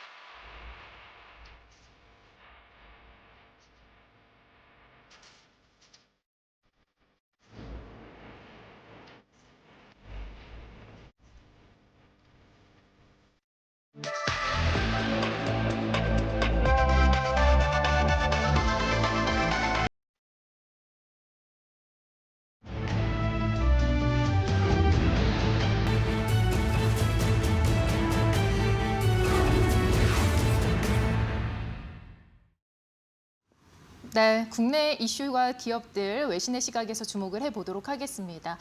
숨겨져 있는 투자 정보 드리는 히든글로벌 시간, 오늘 조우진 타키온 대표 함께하겠습니다. 어서 오세요. 예, 안녕하세요. 네, 미국 증시 이 AI 거품 논란 속에서 이제 계속 이런 부분들이 주목이 되고 있는데 그 안에서 이제 국내 시장은 SK 하이닉스를 필두로 해서 상당히 잘 올라가고 있습니다. 자, 오늘도 SK 하이닉스 소식 한번 보도록 하겠습니다. 자, 첫 번째 헤드라인 살펴보겠습니다. 마켓워치의 보도인데요. SK 하이닉스 장중 이제 급락을 했는데 이 부분은 이제 개인의 매수로 방어를 했다. 이런 부분입니다. 자, 관련해서 좀 살펴보겠습니다. 어제 SK 하이닉스가 또 개장을 하면서 급락을 했죠. 예, 그 이유는 이제 그 새벽에 끝난 이제 그 미국 시장에서 엔비디아를 비롯해 AI에 대한 거품론이 다시 대두가 되면서 SK하이닉스도 어쩔 수 없이, 왜냐하면 당연히 SK하이닉스랑 엔비디아랑 주가가 동조화됐기 때문에 장 시작하자마자 급락을 했습니다. 네, 자, 이런 부분들 이제 코스피에서는 사이드카가 발송될 정도로 이제 순식간에 급락을 한 부분인데 마감 불가. 지금 마감가로 봤을 때는 그래도 많이 선방을 했습니다. 예. 0.77%가량 하락이 나왔기 때문에 낙폭을 많이 줄였다 이렇게 볼 수 있겠네요. 예, 맞습니다. 그러니까 사실은 1% 이나의 그 하락을 했기 때문에 그는 뭐 상당히 약보합이라고 볼 수 있습니다. 많은 분들이 아시겠지만 SK하이닉스가 이제 최근에 주가가 너무 급등하면서 그 화요일 날, 오늘이 목요일이고 화요일 날 같은 경우는 거래소에서 주가가 너무 급등했기 때문에 사실은 이걸 갖다 우리가 계속 보고만 있을 수 없다 그래가지고 이 상태로 가면 이제 투자 정보, 유의 정보를 하겠다라고 했기 때문에 이제 그 화요일 날 급락을 했고 수요일 날은 어저께는 이제 좀 전에 말씀드린 대로 미국에서 AI 거품론이 다시 대두되면서 골드만삭스랑 이제 모건 스탠리 등이 이제 특히 골드만삭스 CEO가 홍콩에서 열린 포럼에서 12개월 내지 24개월 내에 주가가 떨어질 것이다라고 얘기를 하면서 이제 그렇지 않아도 주가 뭐 SK하이닉스를 염두에 둔 건 아니지만 엔비디아 주가가 이제 너무 많이 올랐기 때문에 뭔가 주가 너무 많이 오르면은 기관 투자가들이나 시장에서는 불안한 요소가 생기면 바로 매도를 하거든요. 그러니까 이거는 어떻게 보면 건강한 조정을 할 수 있는데 그 때문에 이제 어저께 SK하이닉스가 이제 주가가 급락을 했다가 그 1% 이내에서 하락으로 마감했습니다. 사실 이 정도는 아까 말씀드린 대로 SK하이닉스가 많이 올랐기 때문에 1% 이내 0.77% 하락은 사실은 뭐 그게 큰 이슈는 아니다라고 볼 수가 있겠습니다. 네, 지금 뭐 개인들이 SK 하이닉스를 든든하게 지켜줬다 이렇게 볼 수 있겠는데 유독 좀 특징적인 이유가 있을까요? 예, 그러니까 어저께 이제 수급을 보면은 개인들이 이제 SK하이닉스 지켜줬다는 걸 어떻게 알 수 있냐면 외국인들은 거의 1조 3천억 정도를 갖다가 팔았습니다. 근데 그 기관이 한 5천억 미만, 개인들이 한 7천억 미만으로 이제 매수를 하면서 SK하이닉스의 급락을 갖다가 버텼다라고 볼 수 있고 이걸 갖다가 단순한 어떤 총결을 봐서도 SK하이닉스의 어떤 주가를 갖다 급락을 개인들이 버텼다고 볼 수도 있지만 또 다른 중요한 대목이 무엇이냐면 매도 단가를 보면은 개인들의 매수 단가가 외국인들의 매도 단가보다 한 900원 정도 높습니다. 그러니까 외국인들이 무차별적으로 이제 그 매도를 하니까 주가가 이제 코스피 전체가 사이드카 걸릴 정도로 이제 주가가 폭락을 했는데 그러니까 외국인들의 그 매도 단가보다 개인들이 매수 상태가 높은 것은 주가 폭락을 하니까 그걸 갖다가 이제 개인들이 떠받치면서 매수하다 보니까 개인들의 매수 단가는 외국인들의 매도 단가보다 900원 정도 높았다. 이렇게 나왔습니다. 그래서 이건 뭐 통계로 나온 수치니까요. 그런 맥락에서 개인들이 외국인들께 팔면 보통 겁을 내고 야 내일 어떻게 되는 거야? 더 떨어지면 어떻게 되지? 아우 내가 이럴 줄 알았어. 이런 인식이 예전에는 팽배했었는데 어저께는 그렇지 않고 이게 오히려 찬스네? 이러면서 이제 개인들이 많이 달려들어서 어제 주가를 다시 올려놨다. 이렇게 볼 수가 있겠습니다. 네, 지금 굉장히 저평가라는 점도 마켓워치에서는 지금 지적을 하고 있거든요. 저희가 지금 생각하는 그런 것보다도 훨씬 더 뭔가 수치적으로도 그럴 수 있다라고 생각이 듭니다. 예. 그래서 마켓워치는 이제 그 어저께 보도 말고 그저께 보도를 보면 뭐라고 나왔냐면은 제가 뭐 어저께 말씀드린 내용을 마켓워치도 그대로 인용을 했는데 뭐냐면 노무라 증권이 내년도 SK하이닉스의 영업이익이 99조, 내후년에는 이제 128조라고 이제 얘기했다는 것을 마켓워치가 기사에 썼습니다. 그러니까 사실은 외국인들도 개인들도 그 사실을 알면서 주가가 떨어졌을 때 내년도 영업이익이 100조, 내후년에 128조 이걸로 생각하면은 아마 그렇다고 해서 뭐 개인들이 저처럼 계산을 하진 않았을 거예요. 여기저기 어쨌건 입이 딱 벌어지지 않습니까? 뭐 영업이익이 100조 시대 걸린 매출이 100조가 아니고 영업이익 100조라는 걸 참 이해할 수 없을 정도인데 그러니까 이제 개인들이 야 이제는 이제 사야 될 때다. 오히려 이것이 우리가 매수할 수 있는 기회로 개인들이 삼으면서 어저께 주가를 갖다가 극적으로 이제 끌어올렸다라고 이제 해석을 합니다. 네, 이런 분석이 맞다면 이 SK하이닉스의 PER은 지금 어떻게 되고 있나요? 예, SK하이닉스가 PER이 노무라 증권의 예측이 맞다면 내년 PER이 4.3, 네. 내후년 PER은 3.7로 떨어집니다. 이거는 참 있을 수 없는 일이죠. 이렇게 시총이 400조 넘는 기업이고 제가 거듭 말씀드리지만 엔비디아가 대단한 기업이고 엔비디아가 15년간 챗GPT의 샘 올트만을 만나서 15년간 오늘의 그 칩을 갖다 개발해서 내놨는데 뭐 그렇다 치더라도 그러면 엔비디아의 칩에 반드시 필요한 HBM이 있었는데 HBM은 실질적으로는 SK하이닉스의 독점 분야다라고 볼 수가 있습니다. 독점 분야인데 어떻게 이렇게 SK하이닉스 PER이 낮을 수 있느냐? 오늘 이제 마이크론이 급등을 했는데요. 마이크론이 급등하기 전에 이제 주가를 기준으로 했을 때 마이크론의 PER은 12배입니다. 근데 마이크론보다 월등히 더 우량 기업인 SK하이닉스, 그러니까 적어도 D램에 있어서는 1등 기업이고 전체 낸드 플래시까지 합쳐도 메모리 반도체 합쳐도 SK하이닉스가 삼성전자를 포함해서 1, 2등의 각축을 벌이고 있는데 그런 SK하이닉스가 마이크론이 PER이 12배를 받고 있는데 SK하이닉스는 4배다? 이거는 참 이해할 수 없는 내용입니다. 그러니까 사실 어저께 개인들이 그렇게 엄청난 투매를 갖다 받아 올린 또 하나의 이제 몰빵을 때린 것은 그래도 그나마 이성적이고 합리적이다라고 볼 수가 있겠습니다. 네. PER도 그렇지만 이제 개인들이 어떻게 보면 SK하이닉스의 중장기적인 가치에 대해서 좀 높게 평가를 한 게 아닌가 싶습니다. 자, 다음으로 두 번째 헤드라인 보도록 하겠습니다. 두 번째 헤드라인은 바로 한화와 관련된 소식인데요. CNBC의 보도입니다. 자, 보시면은요, 미국 이 조선 재건을 외치면서 한국 조선 기술에 전면적으로 그 의존을 확대하고 있다라는 내용입니다. 이게 굉장히 인상 깊었던 게 이 기사에 보시면은 미국의 기자가 또 이 한화에 들려서 실제로 또 리포팅을 또 진행한 그런 이 사진도 실려 있더라고요. 자, 미국이 사실상 지금 어떻게 보면 한국의 기술에 의존을 하고 있다라는 게 뚜렷하다라고 보여지는데 뭐 이 부분이 이제 이 건조 승인을 한 그 부분까지 연결이 되지 않을까 싶습니다. 다만 좀 우려되는 부분이 이제 실현까지는 좀 시간이 많이 걸린다. 이런 부분인 것 같습니다.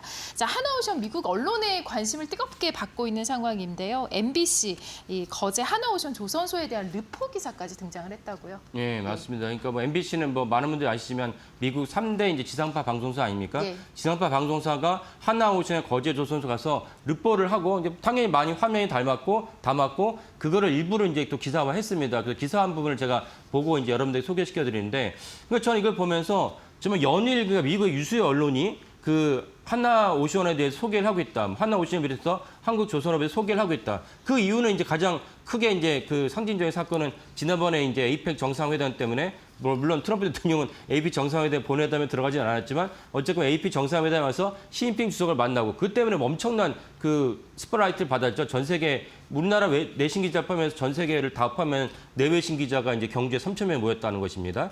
그런 어떤 스포트라이트 받았는데 그러면서도 트럼프 대통령 이재명 대통령 만나가지고 야 한국에다가 내가 한국 해군에다가 핵 잠수함을 줄게.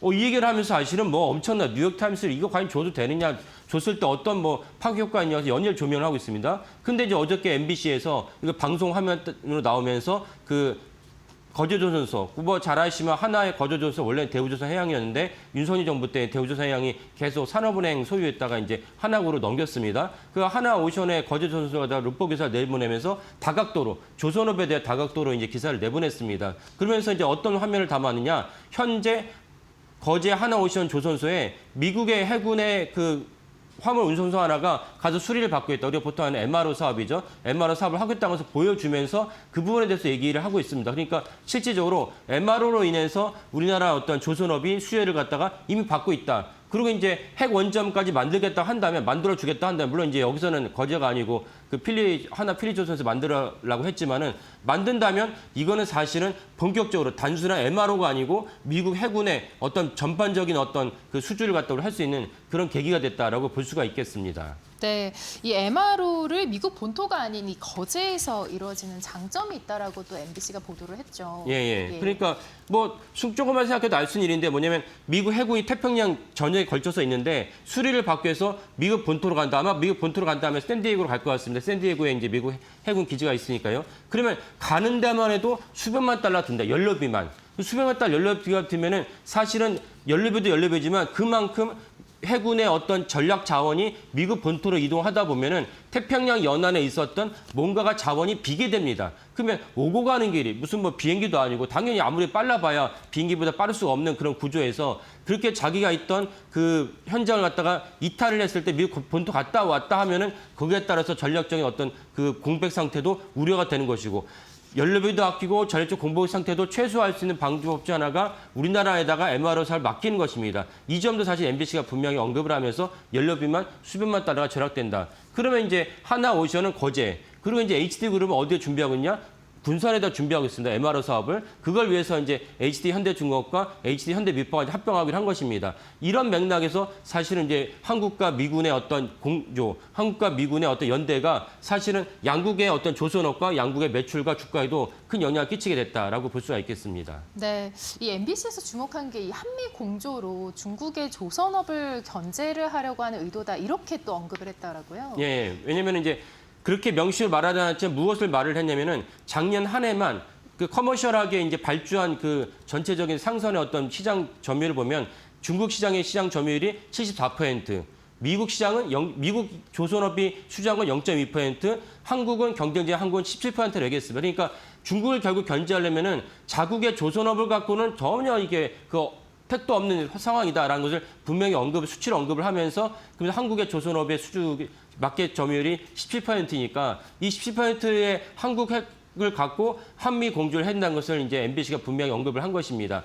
그래서 사실은 이런 보도를 통해서 우리나라의 어떤 현실, 미국의 현실을 잘 미국의 일반 국민들이 알게 되면서 느닷없이 아니 왜 해군에 있는 그 원전 잠수함을 왜 한국에다가 건조하라고 한 거야? 아니 느닷없이 왜 자국의 어떤 많은 상선과 해군을 갖다가 한국이 수주하게 되지? 이런 것들에 대한 이해 혹은 또 이해뿐만 더 나가서 야 중국에 주느니 한국에 주는 게 낫지 않아? 이런 것들에 대한 어떤 그 격려 차원에서도 이번 보도가 크게 영향을 줄 거라고 예견이 됩니다. 네. 그러나 또 부작용도 있죠. 바로 이 납기를 못 맞추면 예산 초과가 된다라는 부작용이 있다고요. 예, 그러니까 왜 한국에게 줘야 되느냐 이런 부분에서 MBC가 또 한 번 이렇게 상세했는데 이걸 갖다가 원래 미국에 있는 자국 존스 법안 때문에 당연히 자국에서 건조한 해군에 관련된 자원을 갖다가 쓰도록 돼 있습니다. 근데 도저히 할 수가 없다. 그 중에 하나가 지난 6월에 이제 그 펠린 해군 장관이 이제 미국 국회에 나와서 진술한 것이 있는데 무엇이냐면 맡겼더니 사실은 납기도 못 맞추고 납기가 못 맞추면 어떤 문제가 생기냐 예산도 초과하게 됩니다. 그러니까 펠린 장관이 무엇이라 말하냐면은 그런 식으로 얘기를 했는데 납기는 무려 6개월이나 늦었고 예산 초과도 60%나 초과됐다. 이런 맥락에서 자신 결국 언제까지 존스 법안에 기대해서 미국 해군에 대한 그 건조를 갖다가 자국 조선업에 맡길 수는 없다라고 분명히 얘기했고 이걸 또 한 번 MBC가 보도를 하면서 그 일반 국민들이 그러면 중국을 경제하려면 반드시 한국의 도움이 필요하겠구나라고 인식을 할 수밖에 없다라고 이제 생각하게 됐습니다. 네, 좋습니다. 자, 미국이 이 조선 산업을 다시 위대하게 만들기 위해서 한국의 기술 협력 그리고 기술 도움이 더욱더 절실한 상황인 것 같습니다. 자, 지금까지 히든글로벌 조우진 탁교원 대표와 함께했습니다. 고맙습니다. 예, 감사합니다.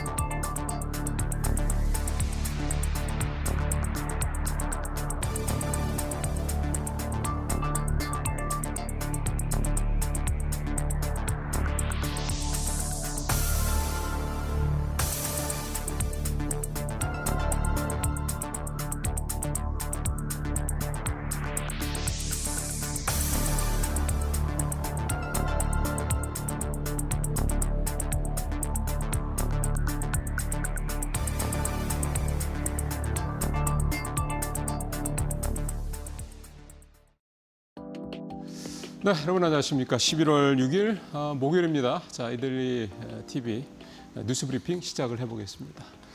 오늘 준비한 뉴스의 테마라고 그래야 될까요? 반도체주가 이번 주 들어서 주춤하죠. 주가도 좀 많이 빠지고, 물론 어제 앞서 뭐 자세히 말씀을 드리겠습니다만 삼성전자는 뭐 많이 회복은 못했습니다만 SK하이닉스 같은 경우는 낙폭을 장중에 굉장히 많이 회복을 하면서, 물론 뭐 마이너스로 끝나긴 했습니다만 그런 모습을 보이고 있는 걸 봤을 때 어쨌든 그동안의 이제 기세 뭐 70만 원을 향해 달려가던 기세는 주춤한 건 사실입니다. 그러다 보니까 반도체가 아무래도 조금 주춤해질 가능성이 높다. 뭐 펀더멘탈엔 큰 문제가 없더라도 이제 기세가 줄어드는 거죠. 자, 그럼 기세가 이렇게 둔화됐을 때 반도체 다음으로 바라볼 게 뭐가 될 수 있느냐? 시장에서 계속 얘기가 나오고 있는 거는 뭐 바이오, 뭐 2차 전지, 그다음에 뭐 로봇 등등등 얘기들이 계속 나오고 있습니다. 그래서 오늘은요, 그 중에서 2차 전지하고 로봇 얘기를 좀 해보도록 하겠습니다. 앞에서. 자, 첫 번째로 이제 2차 전지 얘기부터 해보죠. 일단 이 표를 먼저 보시죠. 2차 전지에 대해서 긍정적인 얘기가 나오는 거는 2차 전지의 펀더멘탈이 변화의 조짐이 시작됐다라는 겁니다. 그러니까 뭐냐면 매출도 일단 늘어나고 있고요. 영업이익도 플러스로 전환하거나 아니면 플러스로 이제 가려고 마이너스를 줄이고 있다. 이게 이제 해석이 좀 되는 거고요. 최근에 나왔던 에코프로비엠이라든가 이런 실적들 그런 것들이 좀 그렇게 보이고 있죠. 일단은 보시면 에코프로가 최근 한 달 사이에는 대장주입니다. 아주 뭐 확실한 대장주죠. 주가가 거의 2배 올랐습니다. 47,000원에도 주가가 근 10만 원 가까이 갔죠. LNF 같은 경우도 많이 올랐습니다. LNF는 최근에 조금 조정받은 걸 생각을 하면 그 전에는 LNF가 사실상 주가가 가장 많이 올랐던 그런 모습이었고요. 지금 조금 수익률이 줄었다고 해도 70%, 삼성 SDI도 굉장히 많이 올랐죠. 포스코 퓨처햄, 에코프로 BM, 에너지솔루션까지 이렇게 쭉 주가들이 올랐습니다. 코스피가 같은 기간 동안 17% 정도 올랐으니까 2차 전지 관련주들이 사실은 반도체에서 뭐 삼성보다 더 올라갔죠. SK하이닉스 정도 말고는 2차 전지의 좀 앞에 수익률이 좀 높은 종목들은 상당히 좀 시장에서 강했다 이렇게 좀 볼 수가 있겠습니다. 뭐 이렇게 2차 전지들이 강한 모습 보였던 거는 뭐 여러분들이 익히 잘 알고 계신 것처럼 ESS에 대한 기대감, ESS 관련 매출 증가 등등등 이런 것들이 좀 아무래도 좀 작용을 하는 거죠. 에코프로비엠 실적도 나왔습니다. 에코프로비엠 실적도 보면 전기차향 매출은 뭐 여전하고요. 감소세가 여전하고 ESS형 매출이 좀 크게 늘고 있다라는 거. ESS용 양극재 판매가 크게 늘고 있다. 이게 사실은 에코프로비엠의 이 뭔가 이 실적을 좀 턴어라운드를 좀 시키고 있는 가장 중요한 좀 이유가 좀 되고 있는 건데, 중요한 건 이게 지금 시작점이라는 거죠. 그리고 3분기에 매출도 6,200억대, 영업이익도 500억대, 다 시장 예상치를 좀 넘어섰습니다. 이게 에코프로비엠뿐만이 아니라 에코프로 그룹 계열사들뿐만 뭐 마찬가지고 이미 LG에너지솔루션이 앞서서 보여줬고요. 지난번에 2분기 때 LG에너지솔루션이 AMPC 그 세액공제 받는 거, 그거 미국에서 받는 거 말고도 플러스로 어쨌든 뭐 4억이었나요? 그때 기억이. 어쨌든 플러스, 그걸 굉장히 주의 깊게 봐야 된다 이런 말씀을 드렸던 기억도 좀 나는데, LG에너지솔루션을 중심으로 해서 ESS향, 그것도 북미 쪽 ESS향 이 수요가 늘어나고 있다 보니 이거에 대한 혜택을 받는 기업들부터 뭔가 좀 변화가 나타나고 있다. 그런 얘기가 좀 되고 있습니다. 전체적으로 이제 그런 내용들이 담겨 있고요. 뭐 제가 좀 드리고 싶은 말씀은, 그러면 2차 전지 이제 한번 움직였죠. 그럼 이제 지금부터 다시 움직이려면 이제부터는 사실은 일반적으로는 수치가 이제 보증이 돼야 됩니다. 수치가 따라붙어야 돼요. 수주를 뭐 대규모로 받는다든가 아니면은 뭐 영업이익이 뭐 확 좋아진다든가 OP 마진이라고 하죠. 영업이익률이 올라가든 뭐 이런 것들이 좀 나타나야 된다라는 거고, 그러면 지금 앞서 보셨던 이런 2차 전지 관련주들 중에서 제가 말씀드린 이런 조건들에 부합하는 종목들은 또 제한적이죠. 굉장히 제한적입니다. 사실은 LG에너지솔루션 정도 셀업체죠. LG에너지솔루션 정도가 지금 말씀드린 이런 조건에 부합하고 있는 그런 회사라고 볼 수가 있겠고, 결국은 지금 2차 전지에 대해서 다시 투자에 대한 거를 좀 생각을 하고 만약에 접근하시겠다. 그것도 또 단기가 아니라 중장기로 뭐 1년 정도 이렇게 내년 뭐 정도까지는 적어도 보고 투자하시겠다는 생각하시는 분들이라면, 아까 표에서 잠깐 보셨습니다만 LG에너지솔루션이 사실상 그렇게 수치로 증빙을 하고 있는 거의 유일한 종목이라고 볼 수가 있겠고, 제일 마지막에 있습니다. 주가도 최근에 한 달 새 16% 정도밖에 안 올랐습니다. LG에너지는 미리 좀 오른 면도 좀 있고요. 그렇기 때문에 주가도 좀 별로 안 올랐고 수급도 좀 한번 체크를 해보셔야 될 것 같고 수급도 좀 비어 있다 그러면 더 좋고요. 실적의 또 수치가 좀 보여지고 있는 이렇게 셀 업체 중에서도 이제 LG에너솔루션 그다음에 이제 나중에 삼성 SDI가 내년부터 이제 그 LFP용 ESS 공급한다고 하니까 이렇게 이런 식으로 일단은 생각을 하시면서 가실 필요가 있다. 소재는 아직 중국 중국 쪽 소재 비중이 아직은 높기 때문에요. 그게 리스크로 작용한다는 것도 좀 감안하실 필요가 있겠습니다.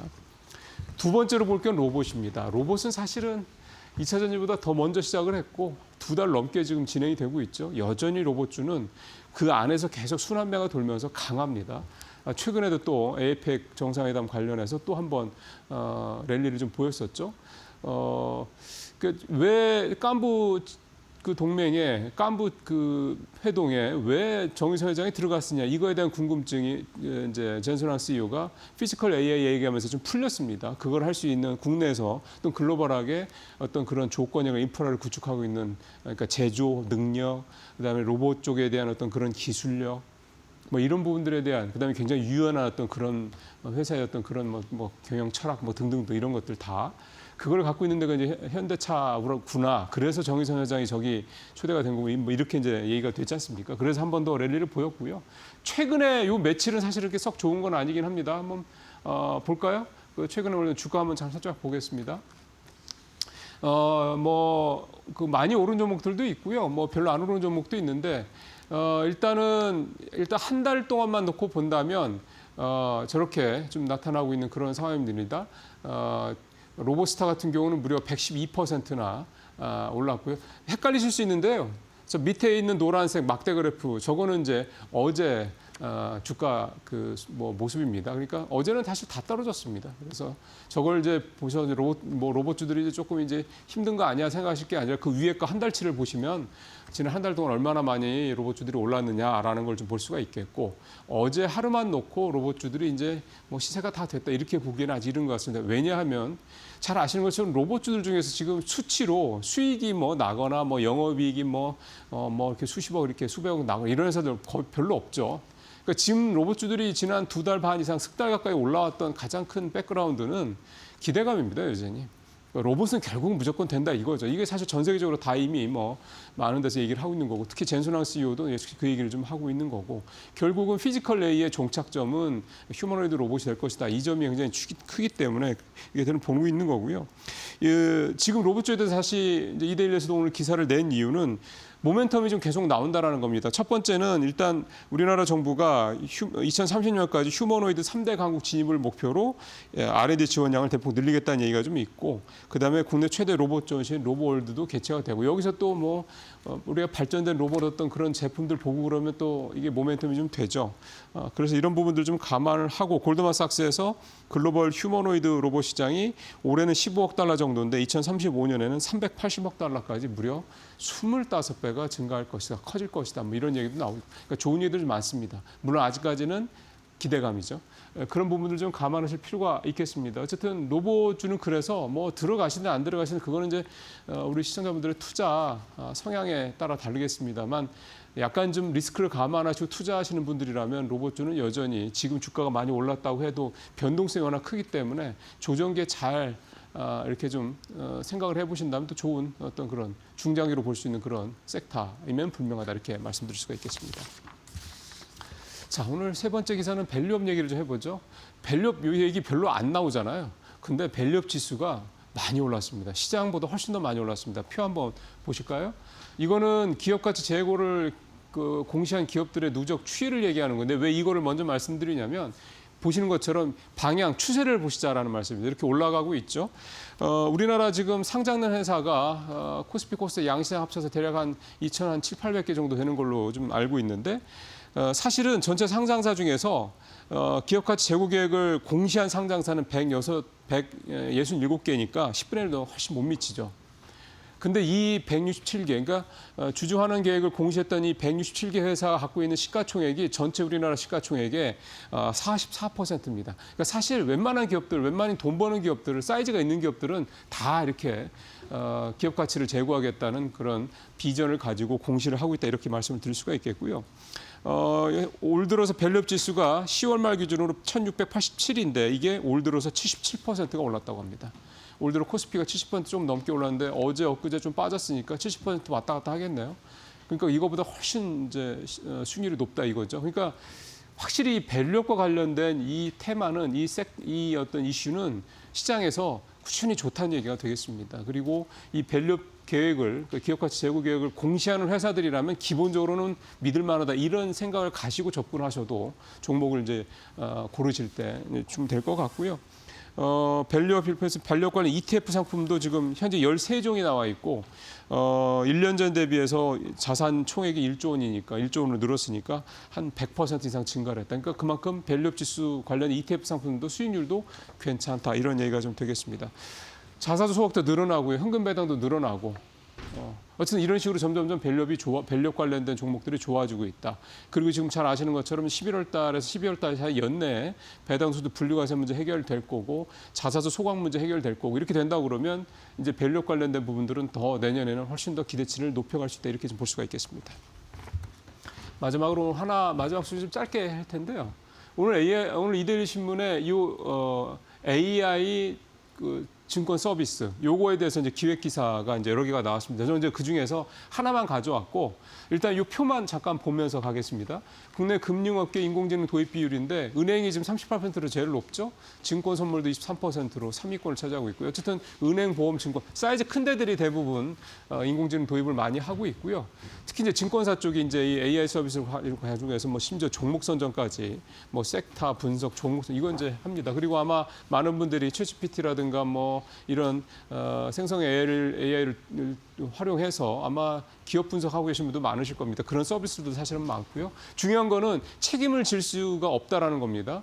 그러니까 내가 AI 서비스를 통해서 뭔가 종목을 뭐 분석을 해서 뭐 투자를 했을 때, 뭐 추천을 받고 투자했을 때, 뭐 내가 손실이 났는데 이제 소송을 하거나 이건 대상이 없습니다. 이게 왜냐하면 법적 근거가 아직 없거든요. 그래서 오늘 그 문제를 이데일리가 아주 적절한 시점에 잘 지적을 했다는 생각이 들고요.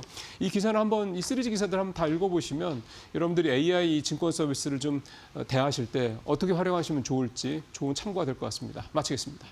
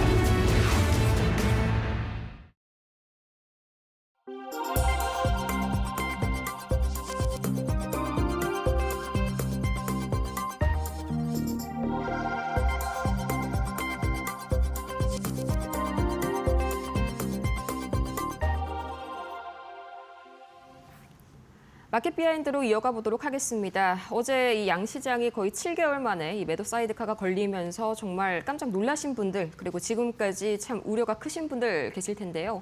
오늘 이창환 IM증권 서울금융센터 이사 모시고 어떻게 대처해야 할지 자세하게 논의해 보도록 하겠습니다. 어서 오세요. 네, 안녕하십니까. 네, 우선 이 우리 증시 본격적으로 이야기를 하기 전에 어제 뉴욕 증시 마감 상황부터 간단하게 좀 보고 가도록 하겠습니다. 우선 두 가지 이슈가 좀 제 눈에 가장 띄었는데 첫 번째가 이제 ADP 민간 고용이 상당히 좀 좋게 나왔고요. 또 두 번째가 트럼프 상호관세가 위법 판결을 좀 대법원에서 받을 가능성이 높아졌다. 이게 좀 약간 긍정적으로 작용이 된 것 같은데 저는 사실 이 두 가지 다 증시에 뭔가 호재로만 작용할 수 있는 이슈가 아니라고 저는 생각을 했거든요. 뭐 고용이 잘 나오면 12월 금리 인하 가능성이 떨어질 수도 있고 또 이제 관세 노이즈가 어느 정도 마무리가 된 시점에서 이게 사라진다는 거는 미국 재정 적자만 좀 키울 수가 있지 않습니까?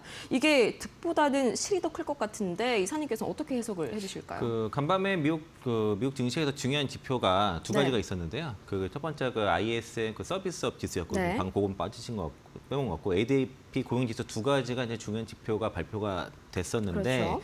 그 ISM 서비스 그 지수가 이제 기존에 50에서 52.4로 증가세가 나타나서 그리고 또 그 안에서 신규 주문도 늘어나고 그리고 이제 사회 활동도 사업 활동도 올라가면서 전반적으로 일단 그 수요가 증가하는 모습들이 좀 나타났고요. 네. 반면에 이제 그 고용 지수는 좀 위축이 됐고 수주 잔고도 지금 거의 역대 한 두 번째로 낮은 수준인 상태고 물가 지수가 이제 22년 10월 이후로 최고치 70을 네. 찍었습니다. 그래서 지금 전반적으로 그 기업들이 관세라든가 그런 셧다운 이슈 때문에 가격 상승 압력에 지금 처해 있는 상황이고 트럼프 그 정부의 관세 정책에 이제 그 법원이 제동을 건다 그러면은 뭐 일부 심의적인 그 완화는 있겠지만은 다른 방법으로 관세를 좀 부과할 예정이기 때문에 그렇죠. 우회가 가능하죠. 플랜 B가 있어서 기업들의 이제 그 가격 상승 압력은 계속 지속이 될 것으로 보여지고요. 그러면서 이제 물가 지수가 올라가니까 국제 금리 상승하고 이제 그 달러화도 강세 흐름이 일어났는데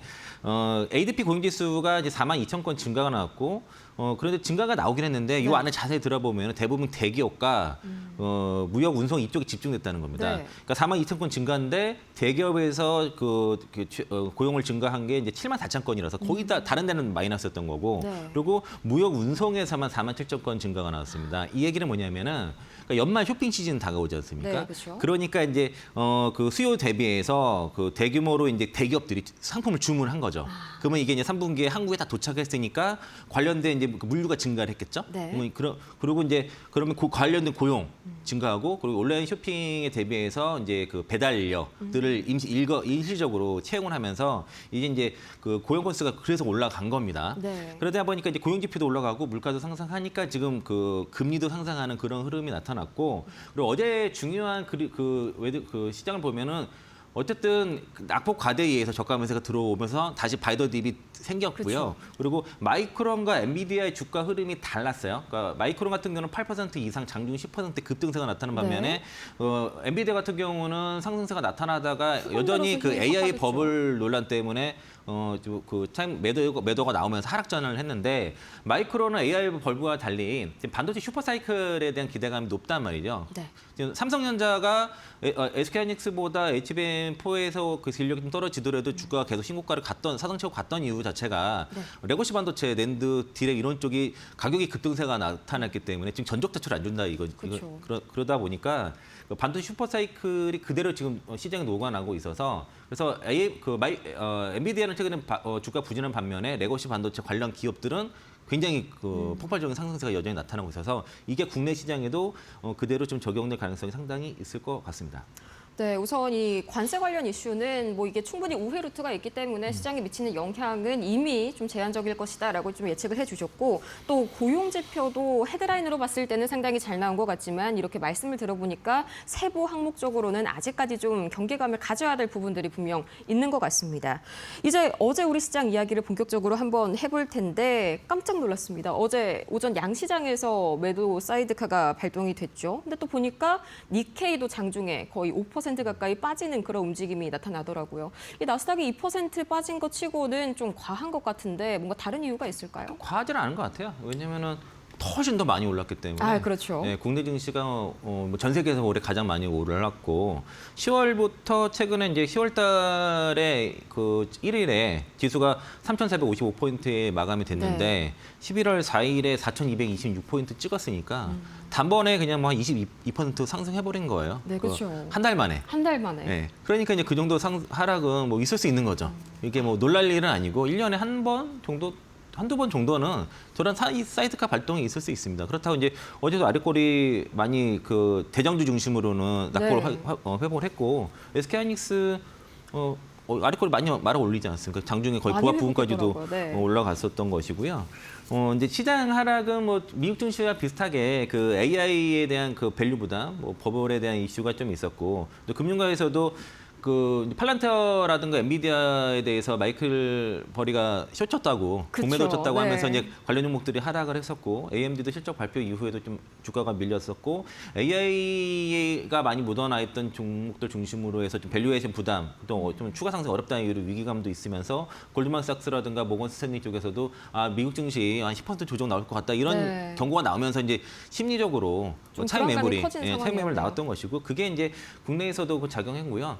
셧다운에도 불구하고 지수는 계속 올라갔고 다만 이제 최근에 다시 그 12월 달 금리 인하에 대한 확실성, 불확실성이 다시 생기면서 여기에 대한 뭐 그 차익 매물도 나오는 거죠. 기존에는 12월 달은 금리 인하가 확실하다고 봤는데 그쵸. 지금은 대략 한 56% 정도의 확률로 인하할 것으로 많이 좀 떨어졌습니다. 보다 보니까 약간의 부담 정도가 된 것으로 보여지고 외국인이 이틀간 5조 이상 코스피에서 순매도를 했습니다. 그리고 뭐 대부분 이제 그 방어업 지수 그러니까 방어업종 빼고는 그 많이 올랐던 종목들 차익 매물이 나왔던 것이고요. 네.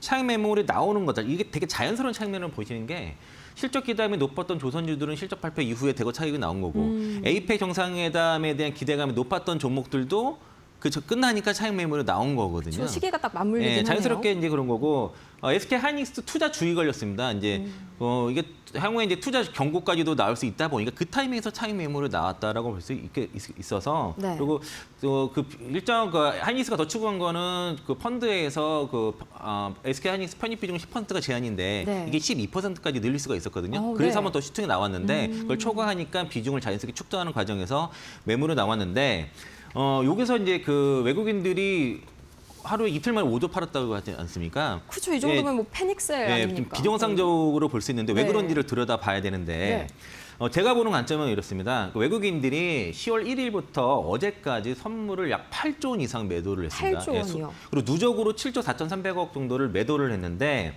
같은 기간에 주식 선물은 5,242억을 순매수를 했습니다. 네. 그러니까 12월 달에 이제 그 선물업체 동시만기일이 있는데 외국인들이 그 합성 포지션을 줬어요. 그러니까 이제 어제 코스피가 장중 6.15% 하락했다가 2.85% 하락 마감으로 했는데 4,000을 지켰습니다. 4.4포인트, 4.4포인트 정도에서 마감이 됐고 초반에 말씀드린 것처럼 10월 1일부터 기준으로 해서 최고가까지 대략 22%의 지수가 올라왔는데 네. 외국인이 지금 선물 매도 누적이 7조 4천억이었잖아요. 크네요. 네. 지금 대규모 손실을 보고 있어요. 그러니까 외국인이 선물 옵션에서 그 지금 하방에다 지금 베팅을 한 상태입니다. 일정. 네. 대략 지금 BEP가 3,700선 라인인데 지금 삼성전자랑 SK하이닉스가 너무 급등한 버린 바람에 지금 그 합성 포지션, 그 선물 옵션 합성 포지션으로 손실이 6,371억이에요. 어제까지 현재. 쉽게 말해서 물려 있는 그런 네, 대규모 상황이네요. 물려 있습니다. 네, 네. 그러니까 지금 그래서 외국인들은 선물을 더 팔기에는 좀 부담스러워. 좀 어느 정도 한계치에 네. 온 상태이기 때문에 그러니까 선물보다도 그 현물을 팔 가능성이 높아요. 그래서 현물로 눈을 어떻게든 돌리는 눌러야 돼요, 네, 지금. 네. 그래서 12월 그 선물 동시만기일까지는 코스피 지수를 좀 눌러놔야 된다는 상황이 벌어졌고 계속 위에서 물타기 하면서 지금 BEP를 3,700, 3,800, 3,900까지 이게 끌어올려서 네. 소위 물타기를 하고 있는 중입니다. 그래서 이제 손실을 최소화하거나 어떻게든 이익으로 빠져나가려고 하는 것이고 어제 장마감 이후에 SK하이닉스가 엔비디아의 HBM4 납품을 단가를 50% 이상 네. 협의한 것으로 지금 보도가 나오면서 하이닉스가 약간 반응을 했고 외국인들에 의해서 장중에 선물을 5천억 이상 매도하다가 마감 끝나고 보니까 533억 순매수를 했습니다. 그러니까 그래서 선물 매도가 더 쉽지 않아요. 반응이 좀 빨리 왔네요. 생각보다. 하이닉스가 지금 워낙 지금 세기 때문에 네. 그래서 그러니까 AI에 대한 밸류에 대한 부담감으로 인해서 미국 증시가 조정을 받았지만은 국내 증시도 이게 반응하지만 지금 삼성전자 특히 국내 반도체종이 올라가는 종목들이 그 전에는 AI에 대한 그 기대감으로 하이닉스에 독주를 했지만은 그쵸. 레거시 반도체에 대한 슈퍼사이클, 반도체에 대한 슈퍼사이클에 대한 것이 그러니까 확신을 가지면서 삼성전자를 비롯한 밸류체인 전반으로 다 올라가는 거거든요. 네. 그게 이제 대표적으로도 보면은 그 PCB 업체들이 이 반도체 슈퍼사이클이 오지 않으면 주가가 실적이 안 나오는데 뭐 대덕전자, 심택 그동안 굉장히 그 실적이 안 좋았던 네. PCB 기판 업체들마저도 신고가 흐름이 나타나는 것들이 이게 반도체 슈퍼사이클이 왔다는 것들이 말할 수 있고요. 그러니까 어제 조정은 외국인들이 그 지금 포지션상 매도를 할 수밖에 없는 상황이었고 많이 올라왔기 때문에 어떤 과도한 상승에 의한 그 과열을 시키는 정도의 조정 성격이었고 이게 추세를 전환했다고 보기에는 어렵다. 그냥 자연스러운 현상이다 정도로 받아들이시면 좋을 것 같습니다. 아, 이제 선물 시장에서 외인들이 이제 발생한 대거의 손실을 이제 현물 시장에서 좀 해소를 하는 과정에서 대거 투매가 나왔다. 이렇게 또 생각을 해보니까 확실하게 이제 모든 게 맞아 떨어지네요. 또 하나가 이제 시장의 화두가 이 뉴스에서 많이 나왔는데 네. 그 코스피와 코스닥 간의 그 괴리율이 상당히 크죠. 20년 만에 네. 최다치라는 거죠. 그러니까 이제 코스피는 좀 쉬어가고 코스닥 장세가 11월 달에 펼쳐질 거다 기대가 나면서 10월 31일부터 이제 그 바이오 쪽의 종목들, 시가총액 상위 종목들이 급등세가 나타났거든요. 그러니까 그런 흐름인데 이게 또 빨리 반영되다 보니까 원래는 저도 11월 달 전략을 코스피 쪽에 비중을 줄이면서 코스닥 쪽에 코스닥 150에 들어가는 시가 상위 종목 위주로 지금 미리 선추면을 해놓고 그쪽에 베팅을 하고 있었는데 네. 그 SK 하이닉스랑 삼성전자 너무 급락을 하다 보니까 지금 이렇게 되면은 삼성전자 하이닉스를 그동안 뭐 담지 못하셨던 분들도 이거 좀 매수할 수 있는 기회가 온 게 아닌가라는 판단이 들어서 투트랙으로 그 삼성전자 하이닉스 그리고 뭐 현대차 이런 그 깐부 그렇죠. 동맹 업체들 있지 않습니까? 네, 네. 그런 애들은 이번에 관심을 잘 가지시면 좋을 것 같고요. 네. 네이버 같은 경우 어제장에 좀 강한 이유도 그런 거 관심 가지시고 그 11월 달 코스닥 장세 대비대로 하시는 게 좀 괜찮은 것 같습니다. 아, 뭐 코스닥도 비슷하게 키높이를 해준다면 뭐 그만큼 더 좋은 게 없겠죠. 또 이어서 코스피도 이제 완전하게 추세가 꺾인다기보다는 이제 외인 수급이 다시 돌아와 주냐 이게 문제였는데 말씀을 들어보니까 생각보다 좀 빠른 속도로 다시 좀 돌아와 줄 것이다. 이렇게 좀 기대를 해볼 수도 있겠습니다. 그러면 이제 이어서 추가적으로 AI 버블론에 대해서 뭐 아까도 이야기를 계속해서 해왔지만 뉴욕 증시에서 또 얼마 전에 그 빅쇼트 주인공 때문에 아직까지도 좀 두려워하시는 그런 분들이 계실 텐데 뭐 어제 마이크론은 하락분을 완전히 만회하고 신고가를 또 경신했지 않습니까? 삼성전자랑 SK 하이닉스도 좀 비슷한 흐름 보일 것이다. 기대해봐도 괜찮을까요? 아마 SK 하이닉스가 반응이 좀 빠를 것 같고요. 네. 어저께 삼성전자가 21선이 깨지면서 거기서 저가 매수가 들어왔고 SK 하이닉스는 11선이 깨지면서 거기서 좀 저가 매수가 빠르게 들어왔거든요. 네. 거의 8% 넘게 하락하다가 거의 보합까지 쫙 장중에 거의 보합 부분까지 올라왔다가 마이너스 1% 끝났는데 아마 시간 외에서는 또 그 SK 하이닉스가 엔비디아의 그 HBM4 공급바가 50% 이상 인상에 성공했다. 네. 50% 이상 성공했다는 게 보도가 나왔고 시장 예상치보다도 한 10% 이상 상회한 것으로 보여집니다. $500 제품당 $500 중반대로 알려졌고요. 그러니까 삼성전자 등 그 경쟁사가 진입을 했음에도 불구하고 이 HBM 시장에서의 그 독점적인 지위가 유지됐다는 거. 네. 그러니까 그 전에 골드만삭스에서 SK 하이닉스에다가 그 매도 리포트를 낼 당시만 해도 내년에 ASP가 떨어질 거다라는 그런 우려가 있었는데 그거를 다 불식시키는 상황이고요. 이렇게 되면 내년도에 SK 하이닉스는 사상 최대 실적을 거의 그냥 예약을 했다라고 그렇죠. 좀 볼 수 있겠고요. 이게 이제 하이닉스만 국한되는 게 아니라 삼성전자도 마찬가지일 가능성이 높고 SK 하이닉스 같은 경우가 글로벌 그 AI 인프라 확대로 인해서 이제 그 HBM4에서 독보적인 지위를 갖고 있지만은 네네. 지금 반도체는 거기에다가 그 범용 D램부터 낸드까지 가면서 이 반도체 슈퍼사이클에 대한 그 실적이 그대로 지금 보여지고 전반적으로 있거든요. 그냥 온기가 돌고 있죠. 그래서 이제 그래서 내년 하이닉스 뭐 분기 영업이 15조 이상 나올 거라는 전망도 지금 증권가에서 나오고 있어서 업사이드가 상당히 많이 열렸다고 생각 들고요. 삼성전자 제가 이제 증권사들 영업이익 추정치 하이닉스도 보니까 내년도에 삼성전자 영업이익을 75조 그리고 27년에는 80조 정도 평균으로 컨센서스가 되어 있고요. SK 하이닉스가 내년에 68조 최고치가 노무로에서 99조도 불렀습니다. 오. 그리고 27년도가 평균으로 하이닉스가 74조 정도 영업이익을 추정하고 있는데 노무로에서 128조를 불렀어요. 엄청나네요. 네, 그러니까 정말. 이게 네. 편차가 좀 되게 심해. 하이닉스 유독 편차가 더 심한데 대체로 지금 하이닉스가 삼성전자를 넘어가는 것으로 지금 나와 있어서 네, 전반적으로 자칫하면 시가총액이 상위 바뀔 수도 있는 이슈입니다. 이게. 시가총액이 코스피 1, 2위가 바뀐다라고 하면은 뭐 정말 엄청난 네, 만약에 지각이 진짜로 나올 것 하이닉스가 같은데요. 네. 그 27년도에 128조 나오고 삼성전자가 80조 나오게 되면 시가총액 그렇죠. 순위 분명히 바뀔 그냥 수 뒤집힐 있겠죠. 수가 충분히 있는 네, 상황이죠.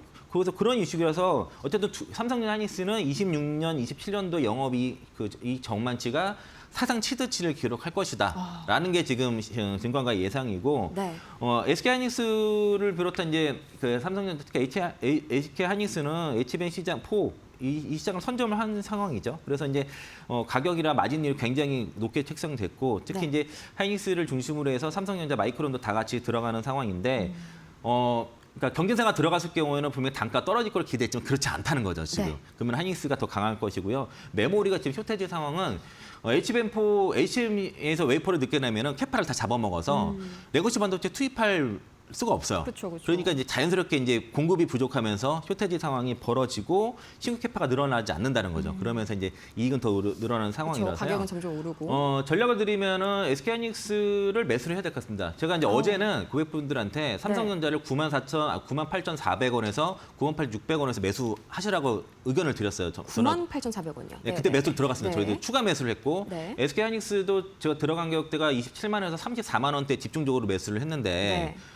어제 LXT에서 매수해야 된다고 말씀드렸어요. 58만 원에도 들어갔습니다. 네. 그래서 이제 삼성전자가 그러니까 SK하이닉스가 올해 기준으로 퍼가 11배고요. 내년 기준으로 퍼 8배입니다. 글로벌 증시에서 가장 싼 반도체 기업이다라고 말씀드렸습니다. 이럼에도 불구하고 글로벌 증시에서 가장 싼 반도체 기업이라니까 정말 다시 한번 좀 새롭게 좀 매력이 느껴지는 것 같습니다. 그럼 마지막 질문으로 지금 현재 신규 투자자나 보유하신 분들 입장에서는 현금 비중을 늘리기보다는 저점 매수의 기회로 봐야 한다. 이렇게 정리해 볼 수 있을까요? 네, 고객 예탁금 86조고 신용 잔고 25조인데 그 고객 예탁금 대비 신용 잔고 비율 29.34%, 네. 30%안 되죠. 물론 이제 이게 옛날에 달라요. 이게 이제 좀 특정 종목에 산업에 쏠려 있기도 그렇죠. 하고 해서 원래 30% 이하는 바닥이고 40% 고점이고 35% 넘으면은 조심을 해야 되는데 어쨌든 유동성은 지금 충분히 있다는 거기 때문에 지금은 주식을 팔아는 것보다 네. 어떤 많이 어저께 조정받은 종목들은 사야 된다라고 말씀드리겠고 외국인들 포지션상 지금 주식을 팔아야 되는 상황이라서 네. 그걸 노려서 그동안 담지 못했던 주도주들은 담을 수 있는 절의 기회가 왔다라고 판단하고 있습니다. 그리고 네. 종목은 엔비디아 깜부 동맹 관련 4기업들 잘 보시면 좋을 것 같습니다. 네, 엔비디아 깜보 동맹 관련 4기업들 저점 매수의 기회이다. 이제 드디어 어제 급락에 대한 미스테리가 완전히 풀렸습니다. 좀 안심해 볼 수 있는 그런 시간이었고요. 이렇게 해서 오늘 이창환 IM증권 서울금융센터 이사 모시고 이 자세한 얘기 들어봤습니다. 좋은 말씀 고맙습니다. 고맙습니다. 오늘 저희가 준비한 소식은 여기까지입니다. 잠시 후에 이어지는 마켓나우 1부에서 더욱더 자세한 전략 철저하게 세우시길 바라겠고요. 저희는 다음 이 시간에 더 유익한 소식 들고 찾아올게요. 오늘도 함께해 주신 여러분 고맙습니다.